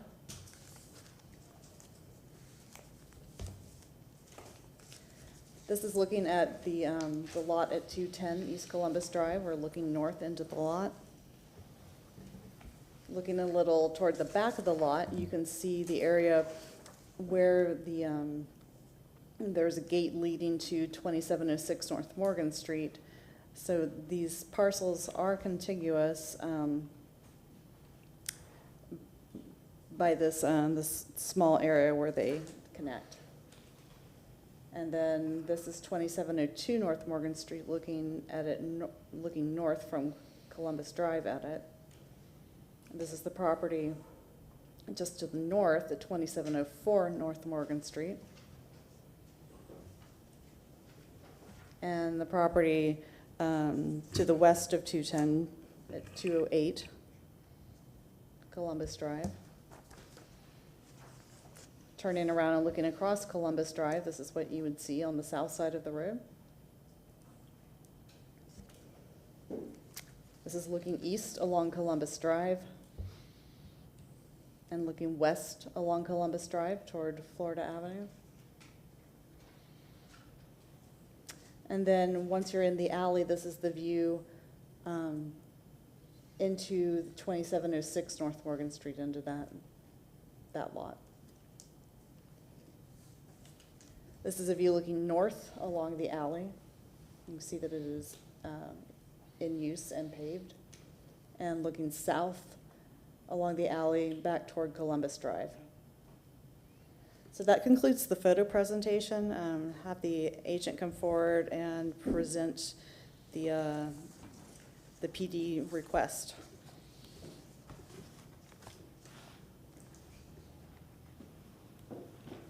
Good evening, Madam Chairman, Commission members. My name is Mark Bentley, 401 East Jackson Street, Tampa, 33602. I represent the applicant. The applicant is seeking a PD rezoning, as Lane indicated. It's petition number 22-125 that's now pending and going through the rezoning process. Your professional staff, Ron, is there a microphone or is it? It's okay, thanks. Your professional staff has determined, based on its review of the pending application and associated documents on file with the rezoning, that the proposed rezoning is consistent with the applicable code section, which contains the scope of the Commission's review. That is, staff finds that our client's rezoning application will preserve the historical integrity and appearance of the Tampa Heights Historic District in accordance with the applicable design guidelines. Therefore, Commission, the threshold for the Commission to make its recommendation to City Council, which must be based on substantial competent evidence, has been met based on staff's professional opinion. I'd also note to the Commission that on page 9 of the Tampa Heights Design Guidelines, It states in pertinent part that the Secretary of the Interior standards may be used as a guide by the ARC when reviewing all CAs. Obviously, we're not in a position to review a CA this evening. This matter before you is not considered a CA review and is therefore limited to the zoning documents on file. That is what your staff reviewed in coming to its conclusion of consistency. However, as mentioned with the prior case, in the event our client's project should receive zoning approval, the next step would be to obtain a CA from this board to ensure that the design guidelines have been followed. And that's set forth on page 42 of the design guidelines, which identifies the items that you might consider. I'd also note that the guidelines do not address an owner's use of their property. That's because determining the use or uses of property is a legislative function of the Tampa City Council, which is implemented by the city zoning administrator. The reason I'm bringing up the use issue is there's a suggestion that the proposed residential use of the property is not appropriate, and these other persons apparently would prefer a different use which would be irrelevant and inappropriate, is here again dictating uses beyond the scope of your authority. And the issue before you is consistency with the Tampa Heights design standards, which do not include use. Now I'd like to introduce our professional planner, Mr. Ryan Manassi, whom, like your staff, will provide testimony and evidence that supports that the proposed rezoning will maintain the appearance and integrity of the district. Ryan?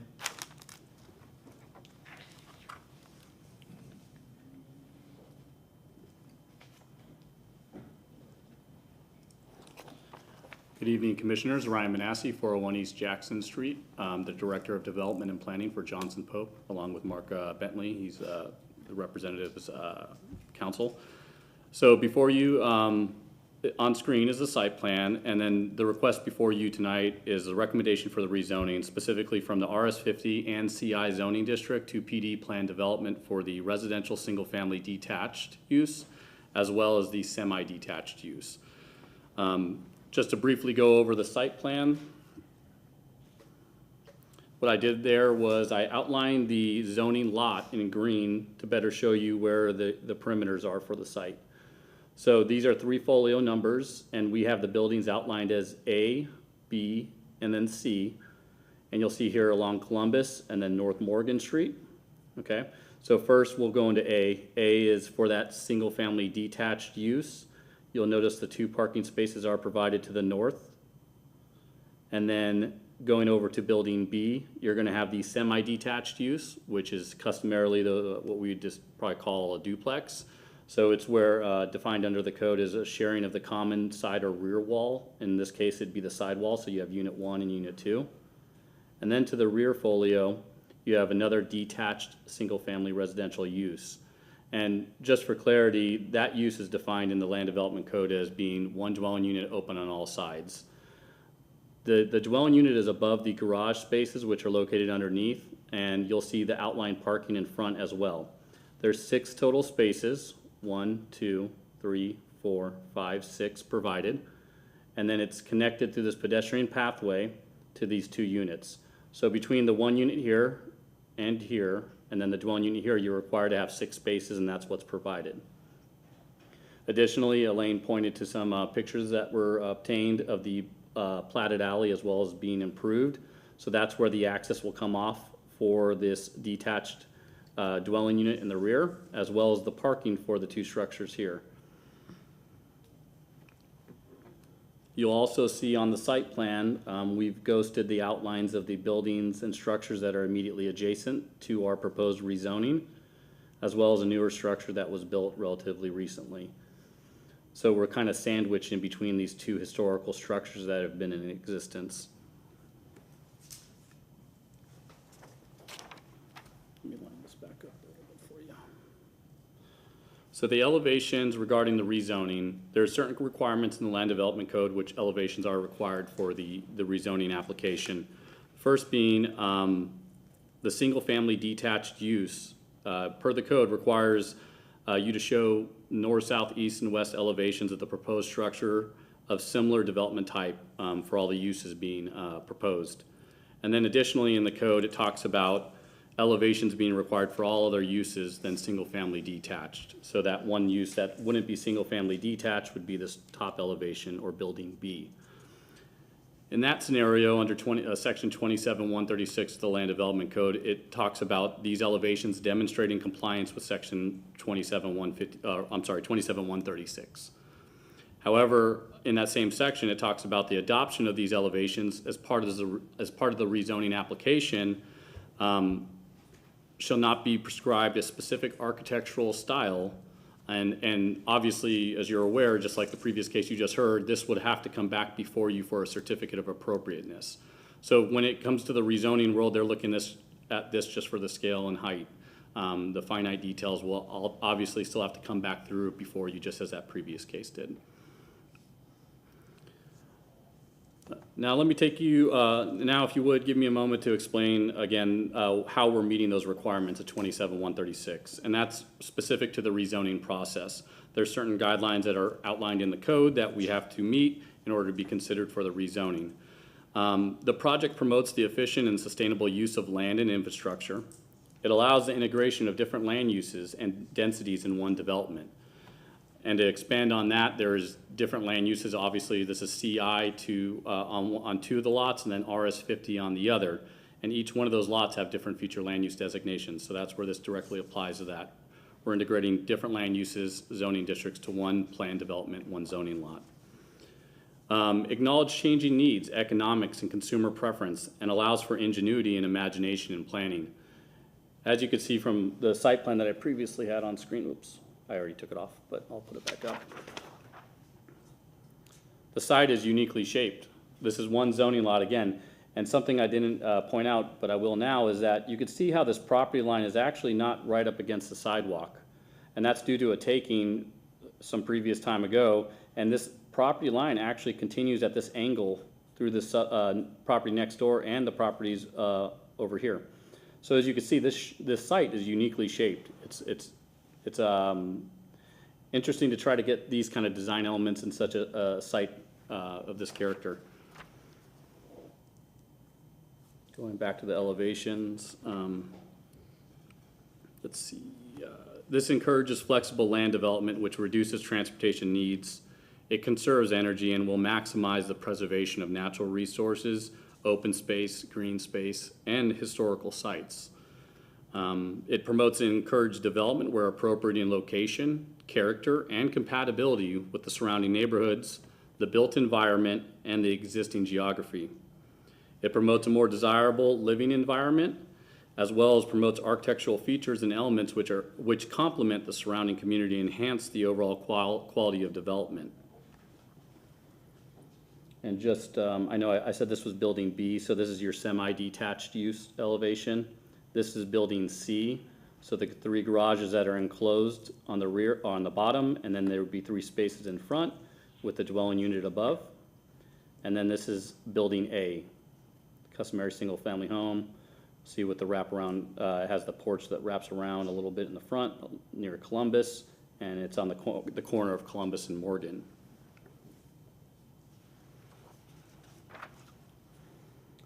So this snippet is straight from the staff report, and it's a visual of the Sanborn map from 1929. The subject site is that green shaded color, and as you'll notice, the proposed development is between those 2 historical structures as shown on the Sanborn map. So again, this lot, and then this lot, and then these 2 structures here. And this development reestablishes structures that are in character with the previously built on site, the Tampa Heights Historic District, the existing adjacent contributing structures, and the overall historic character of the neighborhood. The lots are currently vacant and undeveloped, which doesn't help with the residential infill needs of Tampa or contribute to the historical environment of the Tampa Heights Historic District. This project is reestablishing the historic pattern of the neighborhood, and city staff has found the application consistent.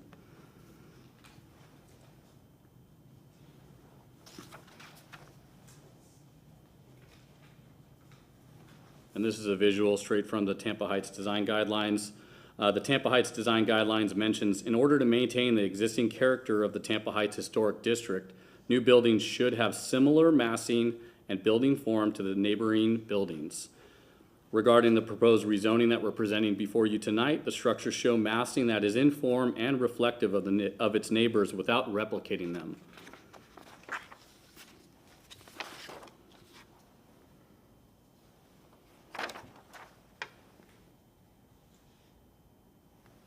Additionally, the proposed buildings are similar in height and width with the buildings on the adjacent site. Additionally, architectural features will be reviewed during the certificate of appropriateness phase for this development.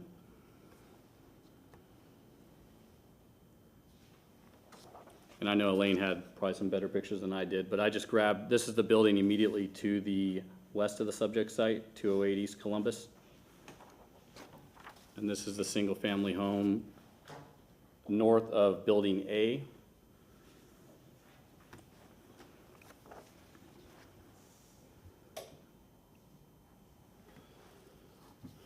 So the aerial on screen, what I did was I outlined the subject site shaded as yellow with that red outline. And what it is showing the subject site with the white being some schools and churches in the immediate area.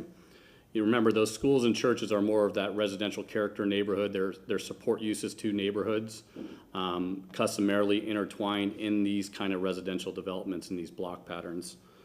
Whereas the proposed development is, the blue shading is residential uses located through my review of the site and the area. And what I did was I tried to locate our proposed site in the center and kind of give you an overall view of what's residential uses in the immediate area.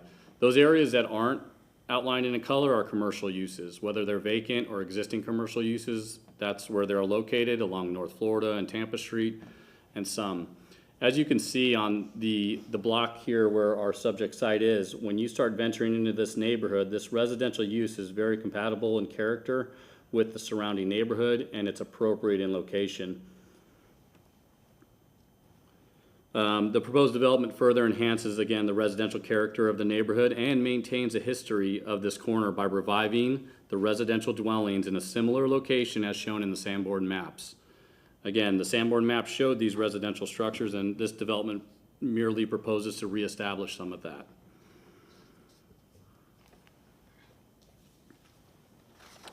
So although the use of the property is beyond the scope of the purview for this type of recommendation, we analyzed the commercial type uses in the CI zoning district and found developing the uniquely shaped lot for CI uses, commercial intensive uses, would be inherently impossible due to buffering, Tampa Heights design criteria, and the shape of the lot. Additionally, CI uses are quite intense for the proximity to the predominantly residential neighborhood that's immediately next to these properties. Also, introducing small-scale commercial in a historically residential area is inappropriate and would alter the character and establish an unwanted precedent. And again, this is a recommendation for rezoning. In this capacity is to review and recommend reasonable land use changes to the extent necessary to preserve the historical integrity and appearance based on the design guidelines. Lastly, the project supports the growing needs for affordable residential infill development within the city of Tampa. And this is by providing different types of housing to include affordable housing through a PD condition that we're proposing through this rezoning. Additionally, the proposed rezoning is not requesting any waivers through this process, and it has been through a DRC review. Thank you. I'm available for any questions, and I'll turn it back over to Mr. Bentley. Ryan, stay right there. Yes, sir. Just for the record, Mr. Manassi, prior to becoming Director of Development for Johnson Pope, where were you employed and what was your title and scope of responsibilities? Before coming to Johnson Pope, I was with the city of Tampa for almost 7 years. My last role being the Planning and Development Coordinator for the zoning department. So reviewing all rezoning special uses that went before City Council. Okay, thank you very much. Yes, sir. Unless you have any questions, I know there's probably proponents, maybe opponents, but just simply stated at this point in time is that the scope of review is maintain the appearance and integrity of the historic district based on the design guidelines. And clearly, in light of the staff recommendation and the testimony and evidence you've heard, we intend to do that, especially resurrecting, which has been historically residential area with new residential infill on those properties. Thank you. Thank you. Ms. Lund? Staff found this application to be consistent with the Tampa Heights design guidelines. I think you were given a pretty good overview here of the, what's required of you in the, our zoning code here. And there were minimal conditions that we had for the, on the staff report. So with that, I'm available for your questions. Thank you, Ms. Lund. We'll now go ahead and open up the hearing to public comment. So if you would like to speak for or against, please do come forward. And please remember to state your name and spell it for the record if necessary. Steve Michelini. I have two adjacent property owners who will sign a speaker waiver form for additional time. Excuse me, Madam Chair, do you allow speaker waivers? I didn't see that in your rules of procedure. We allow speaker waivers as long as they've been entered into the record. And I was just about to ask, have we already done those and entered those? They're preparing it, so. I can wait. Yep, Thank you. thank you. Commissioners, Elaine Lund, while we wait, I do need to note that there is a letter that we received, and that is attached to the staff report in your packets. Thank you, yes, I see it.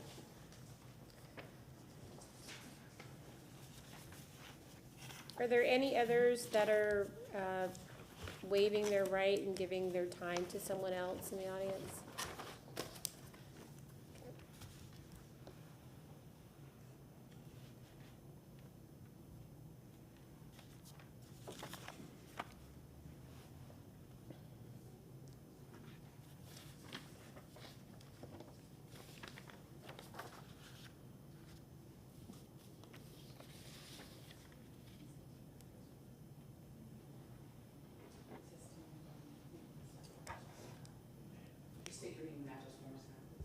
Steve Michelini, it's Michelini, and I'm representing Josh Treby, who is a resident adjacent to this property at 2706 North Morgan Street.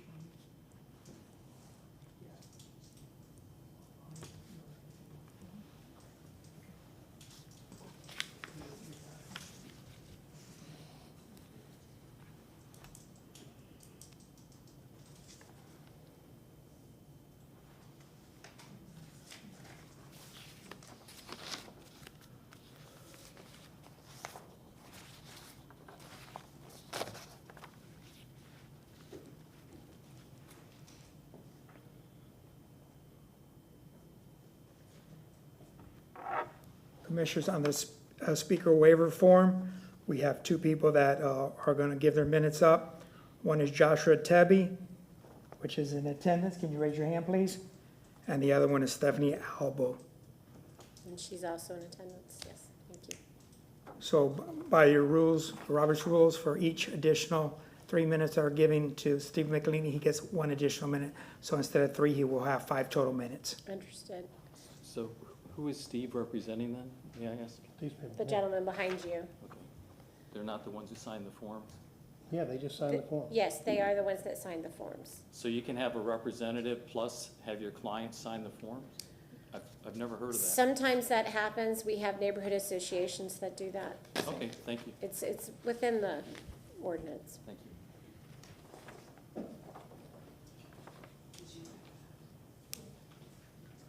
So you have 5 minutes, Mr. Michelini.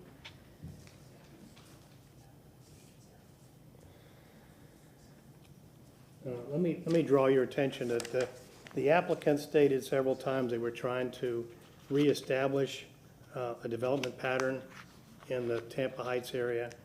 They can't reestablish something that never existed. And in this case, what's happened is that this lot here was originally this was all one parcel. This lot here was split off, and now it's a non-conforming lot. It's 65 by 49. So it doesn't have any standalone development rights by itself. The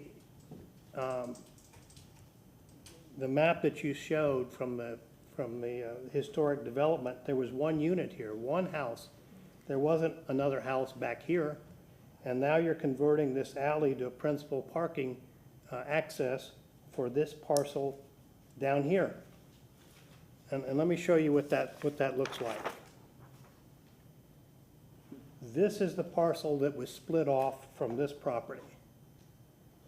And then this is the connection that they're trying to get you to approve and find consistent, that now introduces another unit, another development over here, 2 units plus 6 parking spaces that now access this. I'd venture to say that there's nothing like that in Tampa Heights. There is no precedent for that. Again, back to the original, back to the plat, all of these other lots are full length abutting the alley. They don't connect like this. They don't have this zigzag that connects through a 10-foot space here. There's no establishment, there's no precedent for this anywhere. So, I mean, you're talking about consistency with the historic guidelines. I don't see how it happens. This is the survey that shows the proximity of my client's property here to what they're trying to do, and they're trying to connect it with a walkway here. I mean, I think it's imaginative, but it's not consistent with anything in there in Tampa Heights. No, I can't. I'd venture to say, try to show me where that happens. This is the site plan that they were showing with the 6 parking spaces and the connection with the walkway here. You're converting this to principal parking or accessory parking to this lot over here. I mean, if they want to build townhouses along or single-family semi-detached along Columbus Drive, that's not the issue. The issue is creating a brand-new use that's never been seen before, no precedent for it, no historic characterization, no mass or sizing or scale. I mean, you can have a nice building. It's not consistent with what's there. You're asking for the alleyway to be used as a principal use for access. The alley's unimproved, they'll have to improve that. I'm sure that that's part of their proposal, is to improve the alley for access. But it simply doesn't happen. And I mean, I heard it 3 or 4 times that, you know, they were trying to reestablish and recreate affordable housing. I don't see that happening.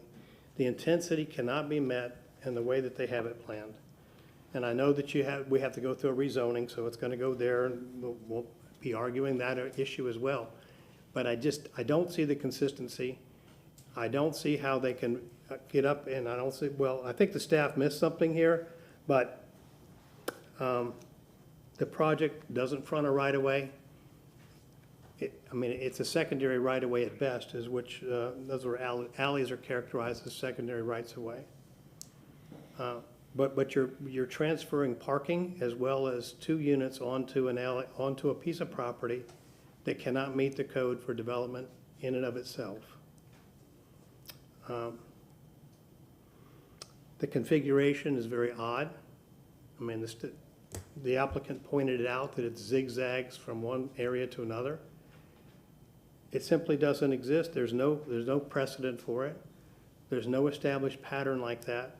It is not something that I would suggest should be endorsed in any way, shape, form, or fashion. I'll be happy to answer any questions regarding this matter. Thank you, Mr. Michelini. Is there anyone else who would like to come forward either for or against this project or this rezoning? Seeing no others, go ahead and close the public hearing. Wait. I'm sorry, the public comment. Thank you. And we'll begin asking questions of the applicant. Mr. Prokop. Yeah, I wanted to ask if the site plan did not show improvements, widening of the alley at all. Is that intended?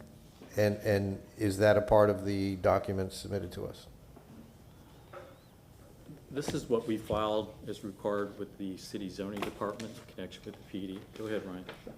And Ms. Pettis-Mackle, at what point do we get rebuttal? After they ask questions. Okay, thank you.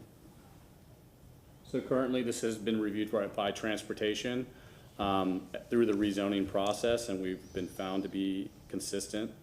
The alley is existing and it's being used as staff has reported as well. So if transportation were inclined for us to develop this alley any further, they would have annotated such. Okay. I'm sorry, Ryan Manassi, for the record.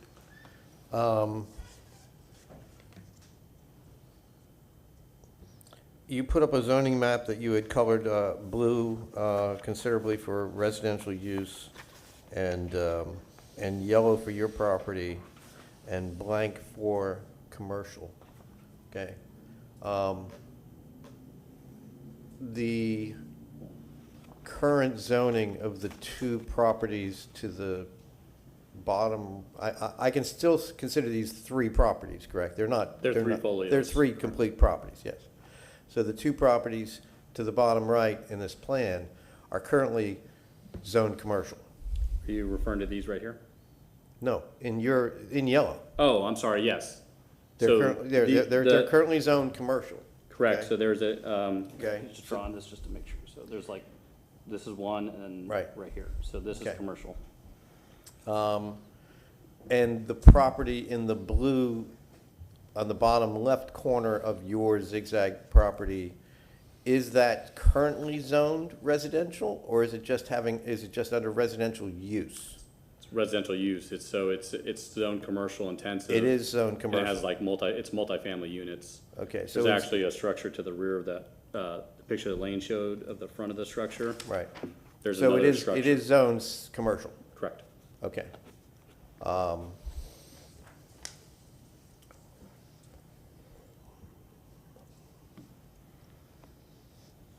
So the answer to my question about the improvements to the alley is there are none.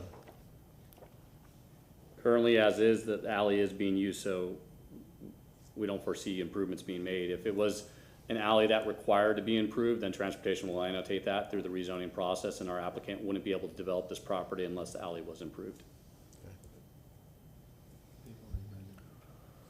The first set, yes, go ahead. Oh, they rendered their first set, they rendered their first set of comments through the DRC process. And then, so now they're in final review with the resubmitted site plan as we presented to the ARC. Understand?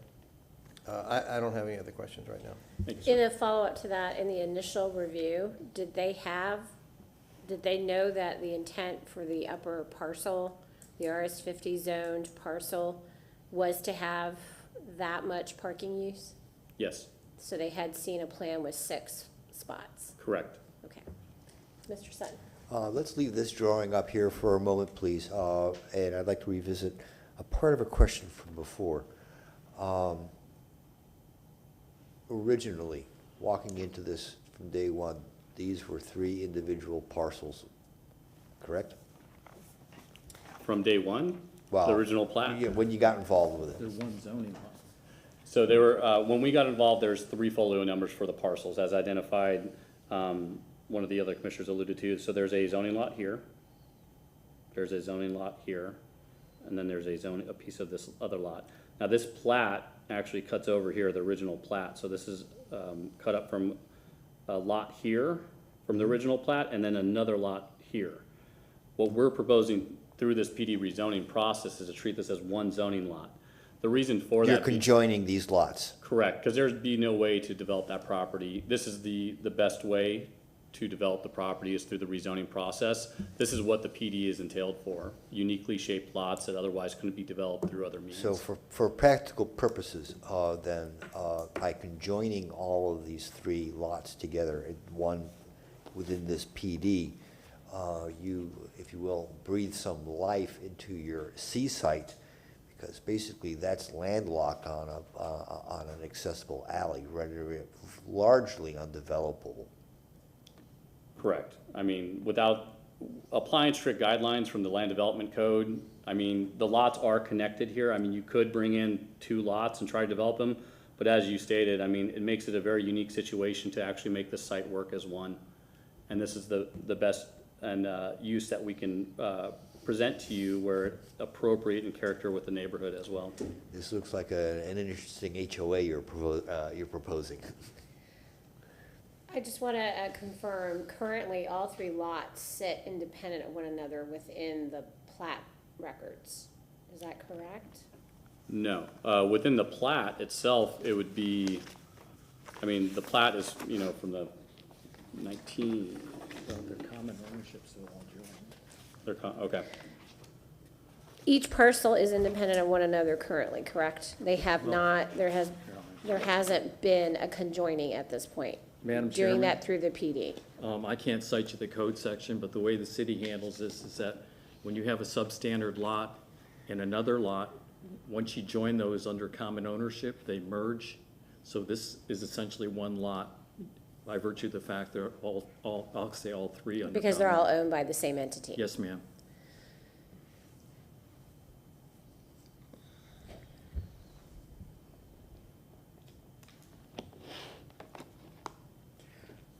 I would like to ask a question about the history of the third lot, the one that is off the alley. Do you know when that was split off from the residential lot that has the house that fronts on Morgan Street? I don't, but as it was stated earlier, that lot wouldn't be able to be split off through the, like a formal decision process as it stands. So again, in order to develop this property, the only process we could bring this in as is through this PD rezoning, keep it as one zoning lot, and then develop. Something to point out too is that we're under the density that's allotted under the future land use categories. We could utilize a blending technique, but we don't need to in order to attain the density that we're proposing. And I just want to point out again, this is for affordable housing units, or the dwelling on building C is annotated on the PD site plan as having affordable housing. It's for a term, a length, and an AMI. And that's been vetted through zoning staff and the legal department as well.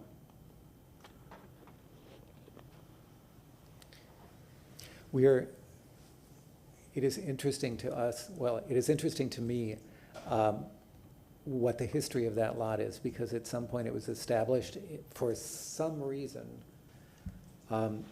And my suspicion is that that was done some time ago for whatever reason. Do you have any idea, for instance, at what point would it have become illegal for that lot to have been split off? Or would they have stopped that process?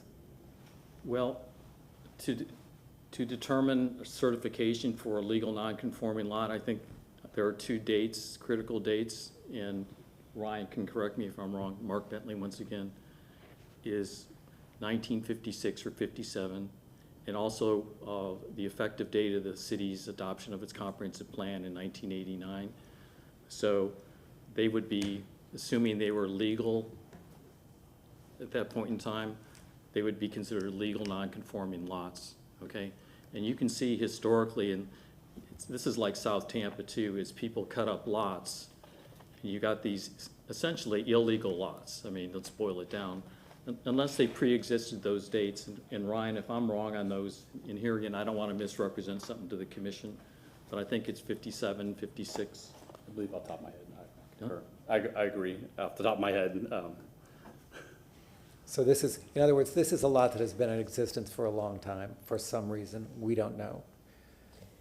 Okay, thank you. We don't have the final determination on when the Sure. lots were legally split. Again, there is a process in the city that would allow for you to split a lot, and it'd have to meet the criteria of the non-conforming lot section of the code. And if it does, you know, if that was the case, then I would assume that we would probably be in here, we wouldn't be in front of you. We'd be going through some administrative process. But in order for this lot to function as it is, we need to go through this rezoning process. And just to show you for the plat, the majority of that, majority of the lots on the block, and outlined in red, I try to give you an idea of the shape cutout and how it's part of this block, block 4, lot 12, and part of 9. So you can see this original Fairburn subdivision map showing how those lots were. Most of these lots now are actually split too. So, and you'll see some odd ones throughout the subdivision from when it was platted and to what is showing now. So again, through our analysis, the best way to get this property through a process and provide affordable, different types of residential stocks for the city of Tampa would be through this PD rezoning. And that's something we can lock in through the PD rezoning. Thank you. You're welcome. You had mentioned that you're well below the density that would be allowed under the current, I would assume that means the commercial intensive. No, What so is- when I refer to the future land use category, it would be that, I believe it's CC 35, and then the R10, which is the lot up here. So that's 10 dwelling units per acre, and then CC 35, for example, would be 30 dwelling units per acre. There's a comprehensive plan. There is a blending policy where you could blend future land use density or intensities to other lots. I believe it came out off the top of my head, I think it was around 7 or 8 dwelling units, but obviously through proper planning and parking and trying to get some good setbacks and make it in line with the character of the existing neighborhood, 4 is what you get. Okay. Any other questions for the agent or the planner? I've none. I have none, thank you. All right, we'll let you have your 5 minutes of rebuttal then. Okay, I don't think I'll need it all, but just a couple points. And first of all, I appreciate your time and consideration. You've been very gracious. But just to address some of Mr. McElhaney's comments, I know Mr. McElhaney's not trained as an architect, and he made a lot of, rendered a lot of opinions concerning architectural standards and the application of architectural design criteria. And listening to him, his best arguments were, it's an odd zigzag, staff must have missed something.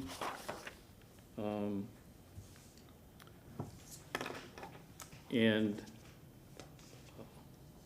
he, through his testimony, never demonstrated that the proposed rezoning will not preserve the historical integrity and appearance of the Tampa Heights Historic District in accordance with its applicable design standards. Actually, I never heard him specifically identify any of the design standards which are numbered and paginated that this project would, the proposed rezoning would violate. So here again, this is just step number 1, going through the process. We got professional planning staff, your staffs, in their professional opinion, indicated that the proposed rezoning would maintain and preserve the integrity of the historic district. We are going to city council. If there are any concerns on it from any of the opponents, they'll have their so-called day in court. And ultimately, hopefully, we're successful, and we'll see you again in a couple of months when we go through the CA process. So thank you very much for your time and consideration. Really appreciate it. Take care. Thank you, sir. So we'll go ahead and close the public hearing portion, and we will discuss the case if we need to discuss anything. Otherwise, we can entertain a motion. Yes, Mr. Sutton? I'll have to admit, I find this to be a very interestingly and bold proposal for pulling together a few, if you will, non-conforming or all of them vacant sites for a concerted purpose, one thing, to produce some residential housing of one form or another. And they have multiple forms. One of the things I really appreciated from this presentation, although the drawing was not absolutely clear, were the elevations that they had submitted as part of their rezoning package for both lots A, B, and C, that at least had enough information to give out some, to me, on a skeletal basis, what they were proposing in terms of buildings, their ins and outs, their overall massing. And I found that the whole proposal was fairly well thought out. Anyone? I also find it to be very well thought out. Obviously, they are taking some risks because it is unusual to walk to your parking lot from, through a tiny little gap. But that is the market. And if they believe that they are responding to the market, then that seems acceptable to me. There is also, I read the letter, which I received just this evening, and it seems to indicate that the Tampa Heights Civic Association would prefer that this be commercial. And it seems that this could become commercial at some point in the future if the market drives it in that way. But right now, this proposal seems to be a very good one for this peculiar layout of properties. Thank you. Any other comments? I'm a little concerned with the use of the alley as a parking access for multiple residential properties, all parking, and they're stacked. There's stacked parking. There's 3 cars underneath the building and another 3 cars behind them, and no way of getting one that's under the building out. So not knowing the specific details. Right. Stacked parking, traditionally, one unit gets a spot in the garage, one unit gets right behind it. And even in single family, you have to negotiate that if you only have a single car, right? I understand, but this is multifamily and there's multiple owners and multiple residents living there that don't have. So again, we don't know how the proposed, and that's not really our purview here. The other thing about using the alley for multiple parking, it happens throughout all the districts that come under our purview.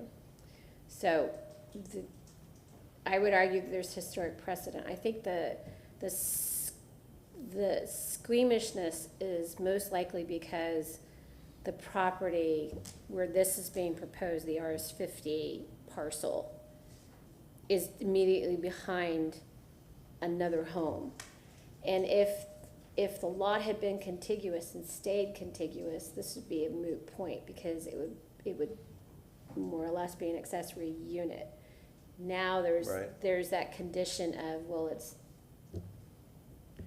you know, it's not my property, it's not my use. And now I have this, and it looks intensive because of 6 parking spots, but it's 1 dwelling unit. No, I think it's 2. No, it's 1 It's on single? the rear. Okay. Yep. With 6 parking spaces. With 6 parking spaces. But It's a collection.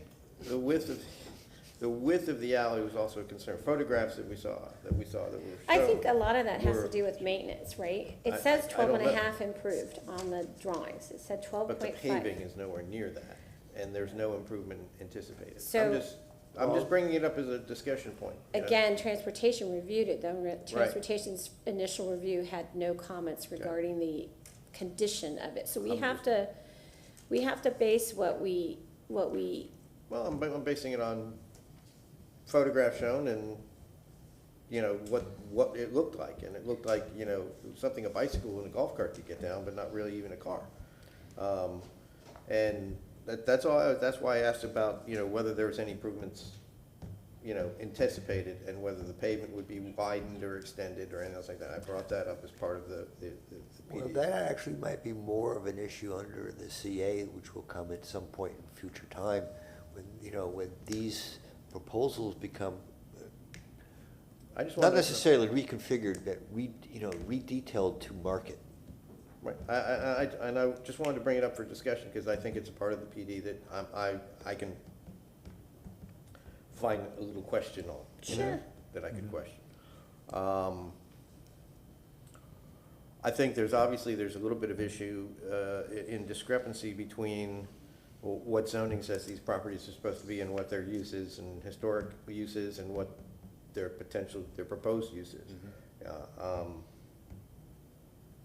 You know, they've all, CI, you know, they were originally, historically, the Sanborn map, they were small, single-family residences, that's what they were. And now zoning has changed around them, you know, and overlapped on them because they're right on the edge of the historic district. And the zoning and the historic district designation is somewhat tenuous, at odds with each other. So I'm just bringing up concerns just as a top, you know, to bring up conversation. And this is a very busy intersection. you know, we're talking, was it Florida and Columbus? It's half a block removed. Yeah, sometimes traffic stacks up, but, yeah. I think the fact that it is in close proximity to the elementary school, that there are numerous residential uses that surround it, whether or not they're zoned commercial intensive, Right. proves that, you know, historically the pattern is residential, and knowing, you know. And the market's kept it that way. Exactly, and Yeah. the current discussion about the market, you know, what are we lacking the most throughout this country? Not to mention our historic Commercial. districts. Commercial Yeah, space. exactly. And I've lived near this neighborhood for a very long time. I've been in the city almost 30 years. And, I don't know, for me, I find it a very comforting proposal. I'd hate to see it double in intensity just because the CI, the CC 35 comprehensive plan overlay allows it. I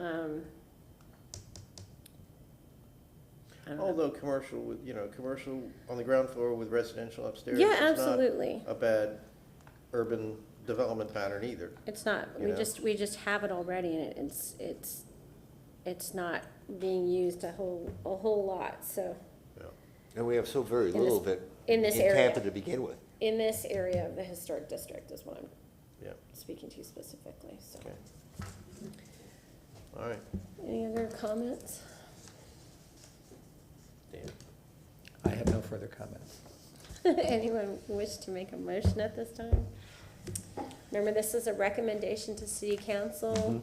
We need to be as specific as possible with our motion so that it's very clear what we are sending to city council.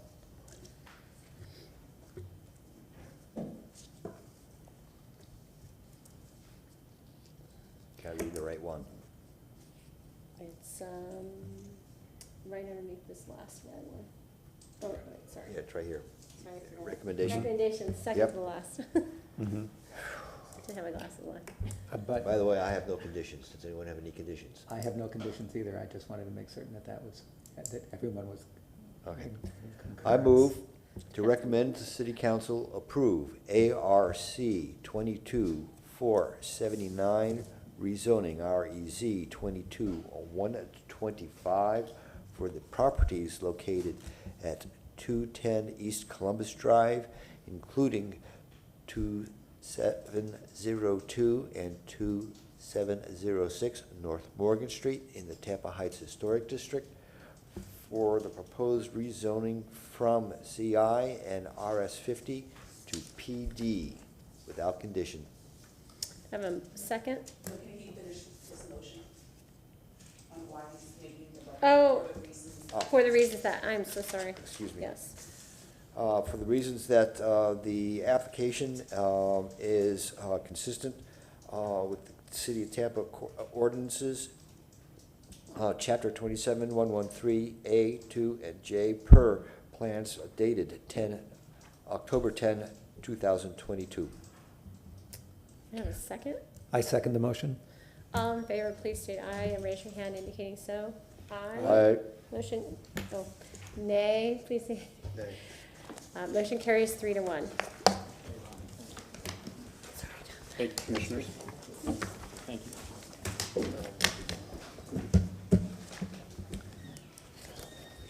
I get ahead of myself sometimes.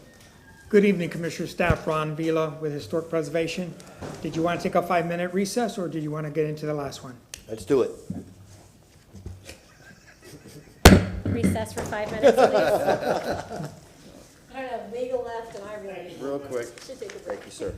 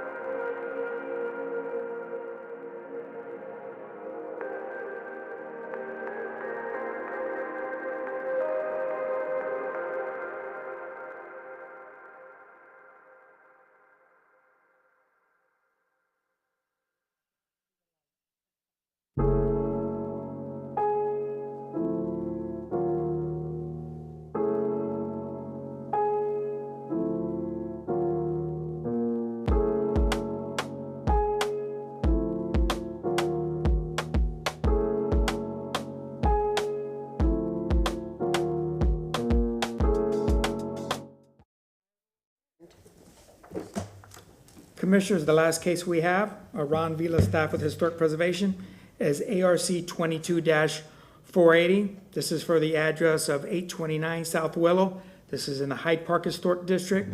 The primary structure is contributing, that dates back to 1923. The zoning classification is RS 60. The request in front of you this evening is for new construction for an addition to a front porch with site improvements. There are no variances attached to this request. Quickly going through the photo presentation. I like to use the 1929 Sanborn map as a basis point. If you look at, this is Willow, terminates on Inman. To the north is Swan. To the south you have Morrison. If you look at the context within the 1929 footprint, the Sanborn tells us a lot. All these structures here, the hatched-in area on the front as it faces the primary street is the porch. So all the structures to the north on the same side of the street had a porch.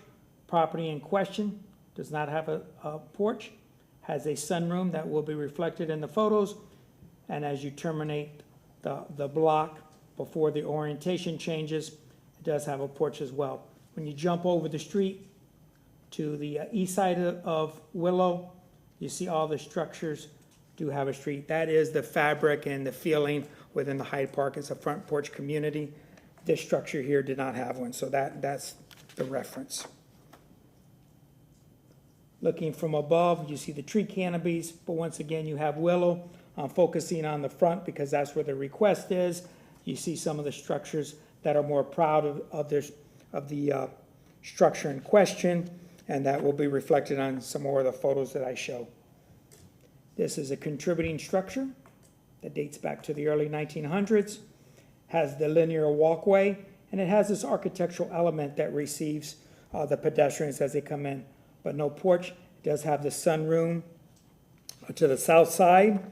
This is just another photo of the area in question, flanked by double windows. That will remain as the drawings would show. And then you have the sun porch to the south. There is a little step back. The body of the building is proud. The sunroom sits back slightly. This is that very beautiful and period appropriate sun porch with all the glazing that is there. To focus back on that area, I think this illustrates the best. You see the front facade, and then it steps back, maybe a foot or so. The agent could address that. As you look at some of the fabric along the street to the south, is this more high-end craftsman style home? Going back to the front facade, this is a very simple home, by the way, and you see the gables that are incorporated into the primary facade. Here's the front elevation, and then the north elevation, the property to the north. Is this here? Looking at some street shots down the street and directly across the street. I do have some more photos after the presentation to show you context and some past approvals, but at this time, I'm going to ask the agent to come forward. She has not been sworn in, so we're going to swear in at this time. She's going to go through her presentation, and then I'll come back with the staff report.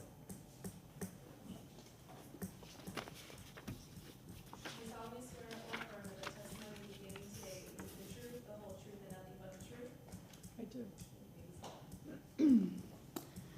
Good evening, Commissioners. My name is Missy Shoecraft, and I represent the applicant, Mrs. Paula Lachat. As the staff indicated, this property is in the Hyde Park Historic District, 829 South Willow Avenue in an RS 60 zone. What we propose tonight is a fairly modest front porch, given the scale of the porches in the rest of the block. We did an assessment. There are 60 houses basically between Swan and Bay Shore, this being in the 800 block. And every single house has a porch except for this one. And so our request is to put an 8-foot deep porch by 33. We went ahead and actually for this side of the block, the 800 block, we did do a little analysis, which I have here. And this porch, being 8 feet deep, is actually one of the most shallow porch. You can see from the porch depth analysis, most of the porches are anywhere between probably the closest would be 9.2 going all the way to 13.5. So we didn't want to grab too much front space, but give her enough room to do sort of enough 8 feet will give you comfortably seating on a front porch. And I think I promised the AV guy that this might be the last paper presentation. I know everybody's doing it in thumb drives, but I'm still on paper, so apologies. I'm going to improve with time. Promise. So, I need to lower this, I believe.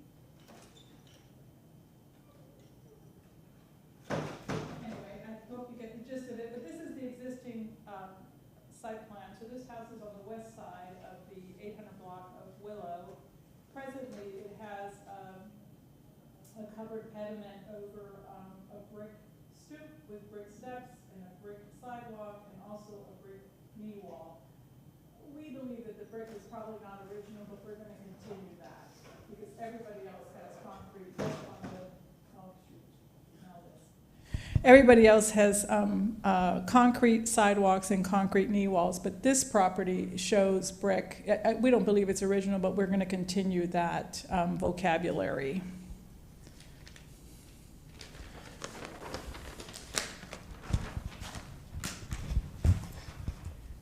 This is the proposed porch. It sits in from the main body of the house, as Ron described. We have this main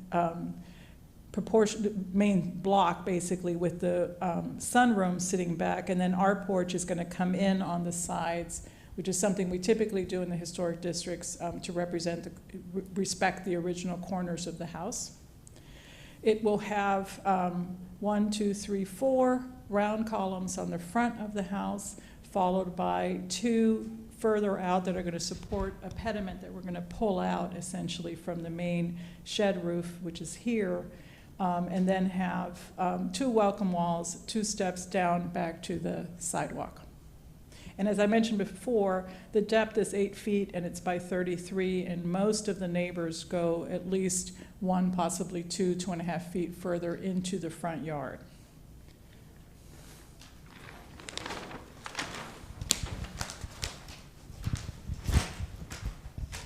So this is the existing condition. As you can see, there's the existing brick veneer stoop. And like I said, it's all the brick there that's now is veneer, but we're going to continue to use brick with the steps going down. This is the present front elevation, which has this segmented pediment with 2 very narrow columns on 2 welcome walls and the brick steps. And this is our proposal, which is to come out 8 feet, and as I described before, there'll be 4 columns, 2 pilasters here, here, and here, and then the 2 front columns that support this gabled piece that comes out that sits just behind the welcome walls, and then obviously the 2 welcome walls and the steps coming down. So this is the proposed front elevation, as I described it. We're pulling it in from the sides. We have a shed roof with a pediment and the columns. The foundation is a solid footer, basically goes all the way around, as you can see in the section, that will have brick veneer, and the veneer is going to be in a running bond pattern, although on the the edge to the porch itself, that'll be a soldier course, and behind that we'll have running bond on the base of the porch itself. The columns are round, cylinder. There's no tapering. They're 10 inches with a fairly modest base and a sort of a classic, very simple capital with 1 small band about 9 inches down from the capital itself. This is a side elevation, so you can see the proposed shed roof. The roof would have the same fiberglass shingles that are on the house now. We would match that. The fascia board and the soffit would also be wood to match what's existing now. The overhang is 12 inches, which matches what's there now. This doesn't show in this section, but the ceiling is a tongue and groove ceiling. And as I mentioned before, the floor of the porch itself is going to be a running bond brick that's going to match the brick on the stem wall, which matches what's there now, the existing condition. Trying to think, what else am I missing? I think that's it for now, and I'm certainly open for any questions you might have. Although, I did want to show you, recently, there have been 2 other properties in the neighborhood that I know of, there may be more, that have had front porches approved. This is a Dutch Gambrel house on the 700 block of Orleans. This was approved, I think, 2 years ago, maybe 3 years ago. In this case, it has a metal roof. It doesn't really match what's there now, and a Chippendale rail. The other one is a 4-square on the 800 block of South Boulevard. This is a standard 4-square, and that was the porch that was put on. This property also never had a porch. There are very, very few properties in the neighborhood that don't have front porches. So I think that's it for me for now. Thank you. We'll go ahead with the staff report. Good evening, Commissioners. Ron Avila, staff with Historic Preservation. Staff find that this application is consistent with the Hyde Park Design Guidelines. On the staff report on page 3, I have some verbiage there that talks about additions to contributing structures, talks about scale and massing, talks about roof forms and how you engage.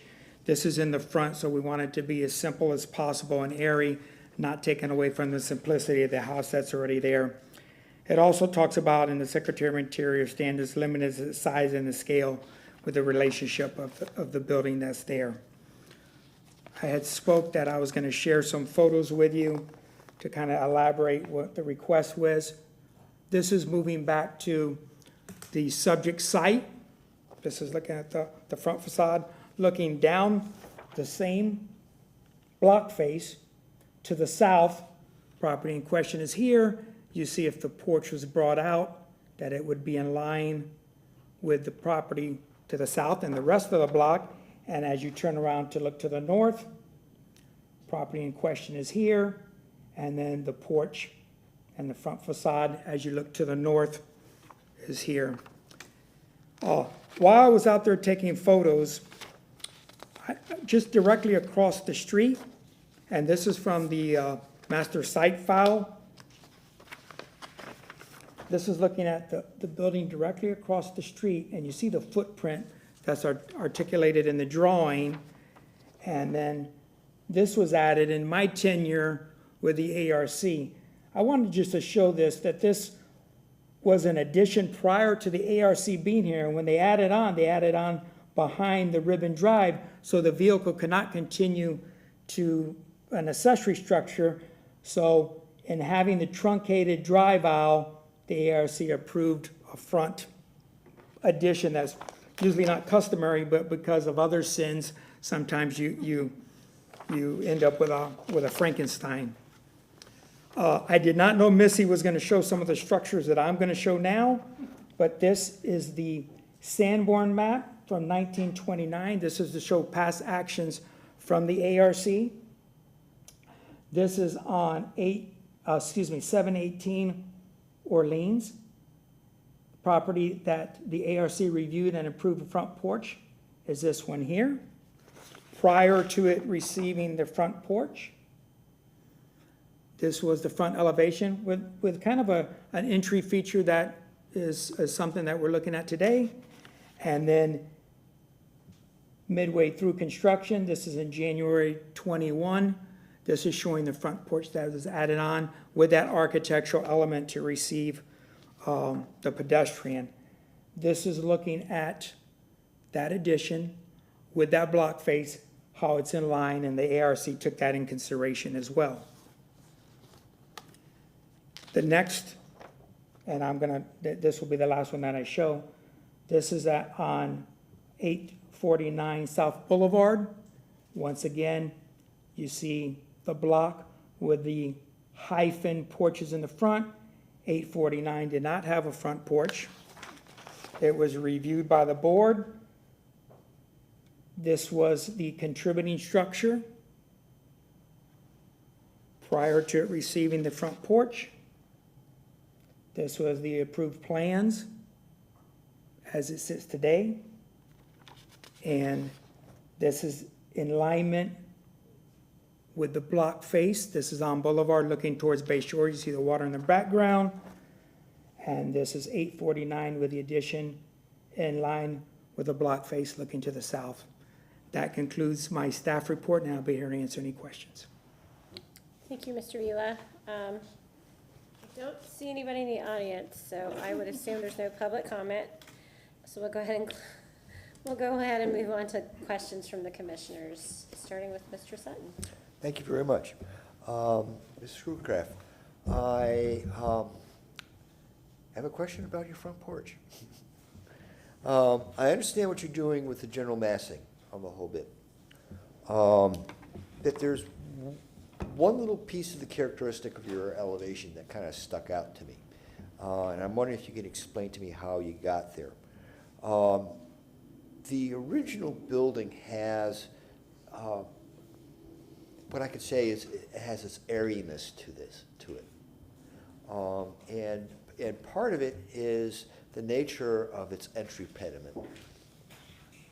Yes, with the arch and the bowed ceiling, whereas your proposal has more of a blunt, full face. Have you given any thought about trying to bring back some of that arched, barreled ceiling pediment to this element to bring out the airiness that it was there? That was something that was proposed to the client, and she chose this as the preferred.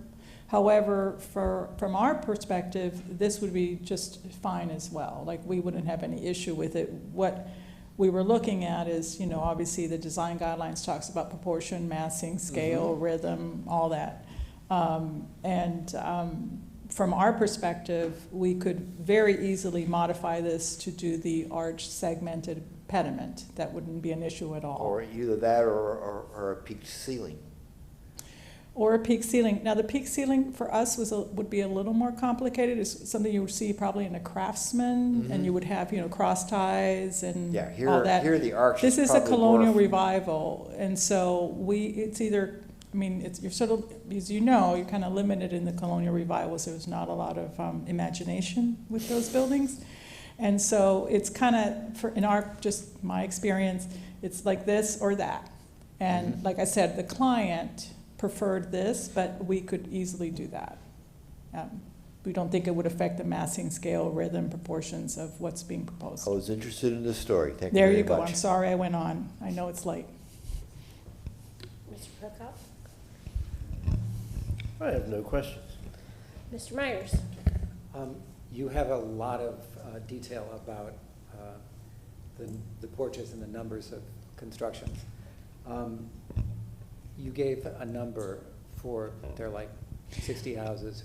In the 3 blocks from Swan Avenue to Bay Shore, typically each block has approximately 20 houses. I didn't actually do a head count, but so it's about 60. And of the 60, this is the only one without a front porch. And this is a colonial revival. Yes. Are there any other colonial revivals of this late date? This is a 1923. It is. That's correct.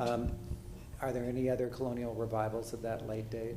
Not in this section of Hyde Park, which we would say is, Bay Shore, Rome, and Swan, that triangle. No, this is the only one. It's actually probably one of only 3 one-stories, which is very unusual. As you know, most of them are, almost all of them are 2 stories. So I don't know the history of this at all, like who built it and why they built, compared to the neighbors, it's a pretty modest structure. And I don't know anything about the history, unfortunately. I'm sorry. Do you happen to, why does the owner, does she feel that she needs to fit in better with the neighborhood? Socially, yes. No, honestly, everybody has porches and people sit on their porches and she has nowhere to sit. I mean, to be perfectly blunt about it, I guess. You know, she would like to socialize with her neighbors and everybody else has one. So that's why she made the request. And she couldn't deal with like a paved brick patio on grade without adding to the front of her house? No. It's not, it'd be like sitting in your front yard in a lawn chair. You know, everybody sits up. You know, the sitting on a porch is very different from sitting on at grade, as you know, right? Even though the grade is not huge, there is something a little more dignified about sitting on a porch than putting a chair in the front lawn. But she did buy the Colonial Revival. She did. Thank you. You're welcome. Consideration for tapered versus non-tapered columns with the client? No, again, in the Colonial Revival, we probably wouldn't see the very thin tapered columns, which is why we're not 100% sure that that's an original. So I have a very similar house. And do you have the Almost tapered? exactly like this. Are you tapered? Yes, and skinny. Skinny. Wood. These are wood. Yep. So, and my house was unfortunately clad with metal siding in the 70s when the aluminum siding guy came through the neighborhood. Of course. So I have no idea what's underneath it, but I have the same beams, and I have a tile porch, not a brick. It's really beautiful. The man who built the house was a tile guy. Oh, you're so the house lucky. is a beautiful tile, but exactly the same. I'm just flipped, and I'm on a corner, so I actually have a really nice corner sun porch condition. But the reason why I asked about the tapered is I feel like of everything that's on here, and I agree with the comment about the beautiful soffit that's in there. I just think that's a component, that's a detail of this particular property that should not be lost. So if you can have that conversation and convince, it'd be great. We can. The columns are the other things that worry me in terms of looking at it from a proportion and just the comfort level with the scale of this property, this primary structure. So something a little more delicate? Yeah, and I think that's why the more slender tapered, because you still get that strength at the base, but then you let the sky open up, right? Okay. And porches can be a little dark. I know it's not very deep, but just the idea that you're lightening the structure as you go up, it's just really lovely, and especially with all the glazing at the front facade, it just it feels more comfortable. It's that airiness. Right, Yeah. exactly. A little more dainty, to use that, not Well, it a is petite. non-architectural term. It is a petite structure, right? It's very petite. Talk about all of her 2-story, maybe even 2.5, 3-story neighbors. So, yeah. So tapered would be fine as well, although I would recommend that at the base, we be at a minimum of, say, 9, and then go to maybe 7, but no less than that, which is what's there now. Okay. So I would argue that we could reproduce, basically do the same tapered column that's there now. Yeah, well, I think you would need to have a little bit more of a mass in that respect, because you are having these 4 columns, and their job is to hold up this roof mass, So which is from my perspective, the more columns you have, the less. Just thinking about it from an architectural, structural perspective, I know how lean you can make structure. Sure. So, and when you start to look at Greek, I mean real Greek architecture, right, and you see it in situ, the more you have, but the lighter they are, the more beautiful the space is. So just be careful about that. No, absolutely. Yeah. But can I ask a question of the board? So we have 2 pilasters on the plan. Yep. Also tapered? I think if you're gonna taper, you're gonna taper. Okay, all right. That's my That's opinion. what I mean, we would taper all of them, but Yeah. yes, is that a Yes. consensus? Yes. No? That would be my consensus. Okay. Yes. And I'll just add real quick that I think if these two elevations here are truly accurate, I think you want to go somewhere between the existing and the proposed Okay. in scale and thickness and slenderness.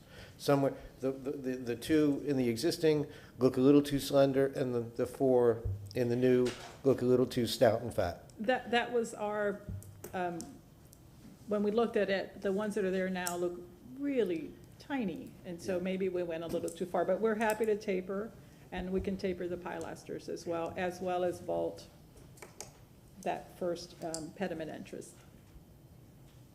Okay. I have no further questions. Anyone else? None for me, thank you very much. All righty, you get 5 minutes rebuttal. Oh, none, None. sorry. Okay. We'll go ahead and close the public hearing then, and we'll discuss the case. Any concerns, points? Slightly slender columns, everything else I think is lovely. I don't think you want to recess it in from the edge of the house any further, because then the windows get further askew from centered between columns, and, no, I think it's, a tiny tweak in the column. Well, I still like the Slenderness. idea about the middle portion being more in keeping with the architectural detail that's The there original. now, the historic. But you component. don't duplicate it.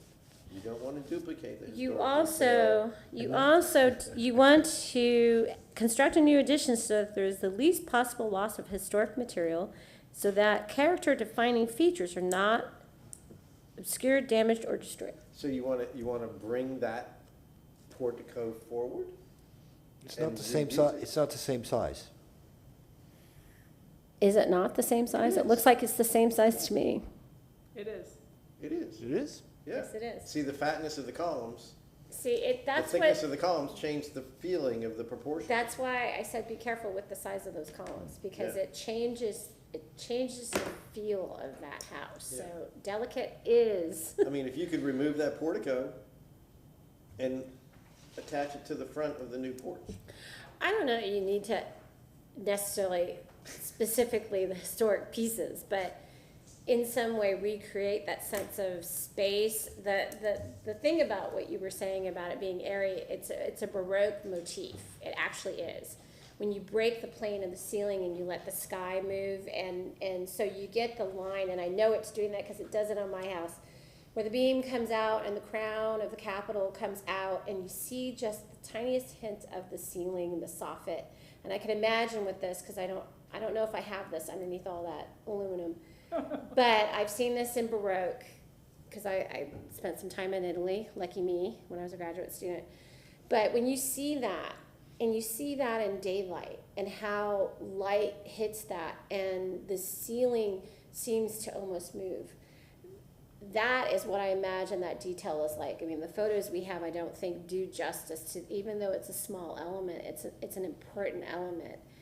And maybe the owner doesn't quite get it, but, having a flat portico and a flat ceiling will be very different from what that beautiful element is for her now. Because we as architects look up, most people don't. But anyway. And there's more of it now that we're projecting this. Well, yeah, this portico out. it's gonna be another 5 feet, right? Because that's still 3 feet projected, so it's, or 8 feet, right? Another 8 feet, so, yeah. So, columns, and then the central, Reconsider. yes, Reconsider the central. yes, please. Okay. I, however, don't see the need.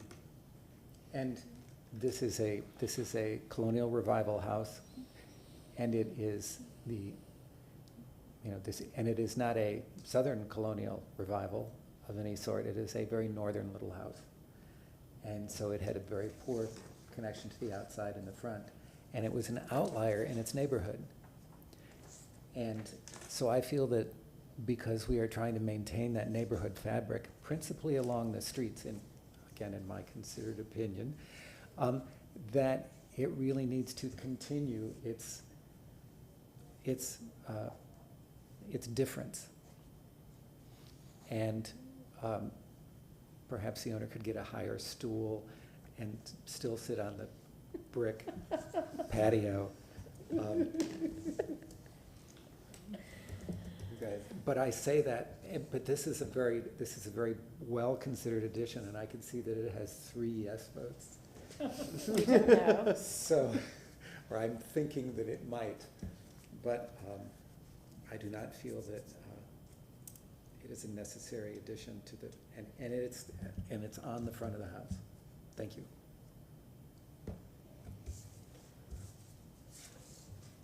Any other comments?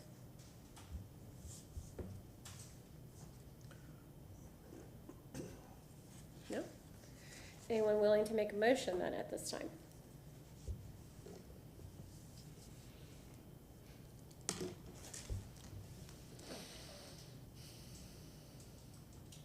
I move to grant a certificate of appropriateness for the drawings and documents presented at this public hearing in ARC 22-480 for the property located at 829 South Willow Avenue in the Hyde Park Historic District, because based on the finding of fact, with the following conditions, that one, that the columns be revisited in terms of a more delicate presence, something of a more slender nature, and 2, that the pediment section for entrance at the dwelling be revisited for a more appropriate lifelike situation as is presented by the original example. Because based on the finding of fact, the proposed project is consistent with the Secretary of State guidelines, as well as for the guidelines for the Hyde Park Historic District of the City of Tampa. For the following reasons. For the following reasons, that the height, scale, massing, and setback are appropriate not only to the dwelling itself, but also to the neighbors responding, both on its side of the street and those of across the street. I second. Ms. Shucraft, do you understand the conditions put forth here tonight with the motion? I do, thank you. Okay. All those in favor of the motion, please state aye and raise your hand indicating so. Aye. Opposed? Aye. Motion carries 3-1. Thank you and congratulations. Thank you, Commissioners.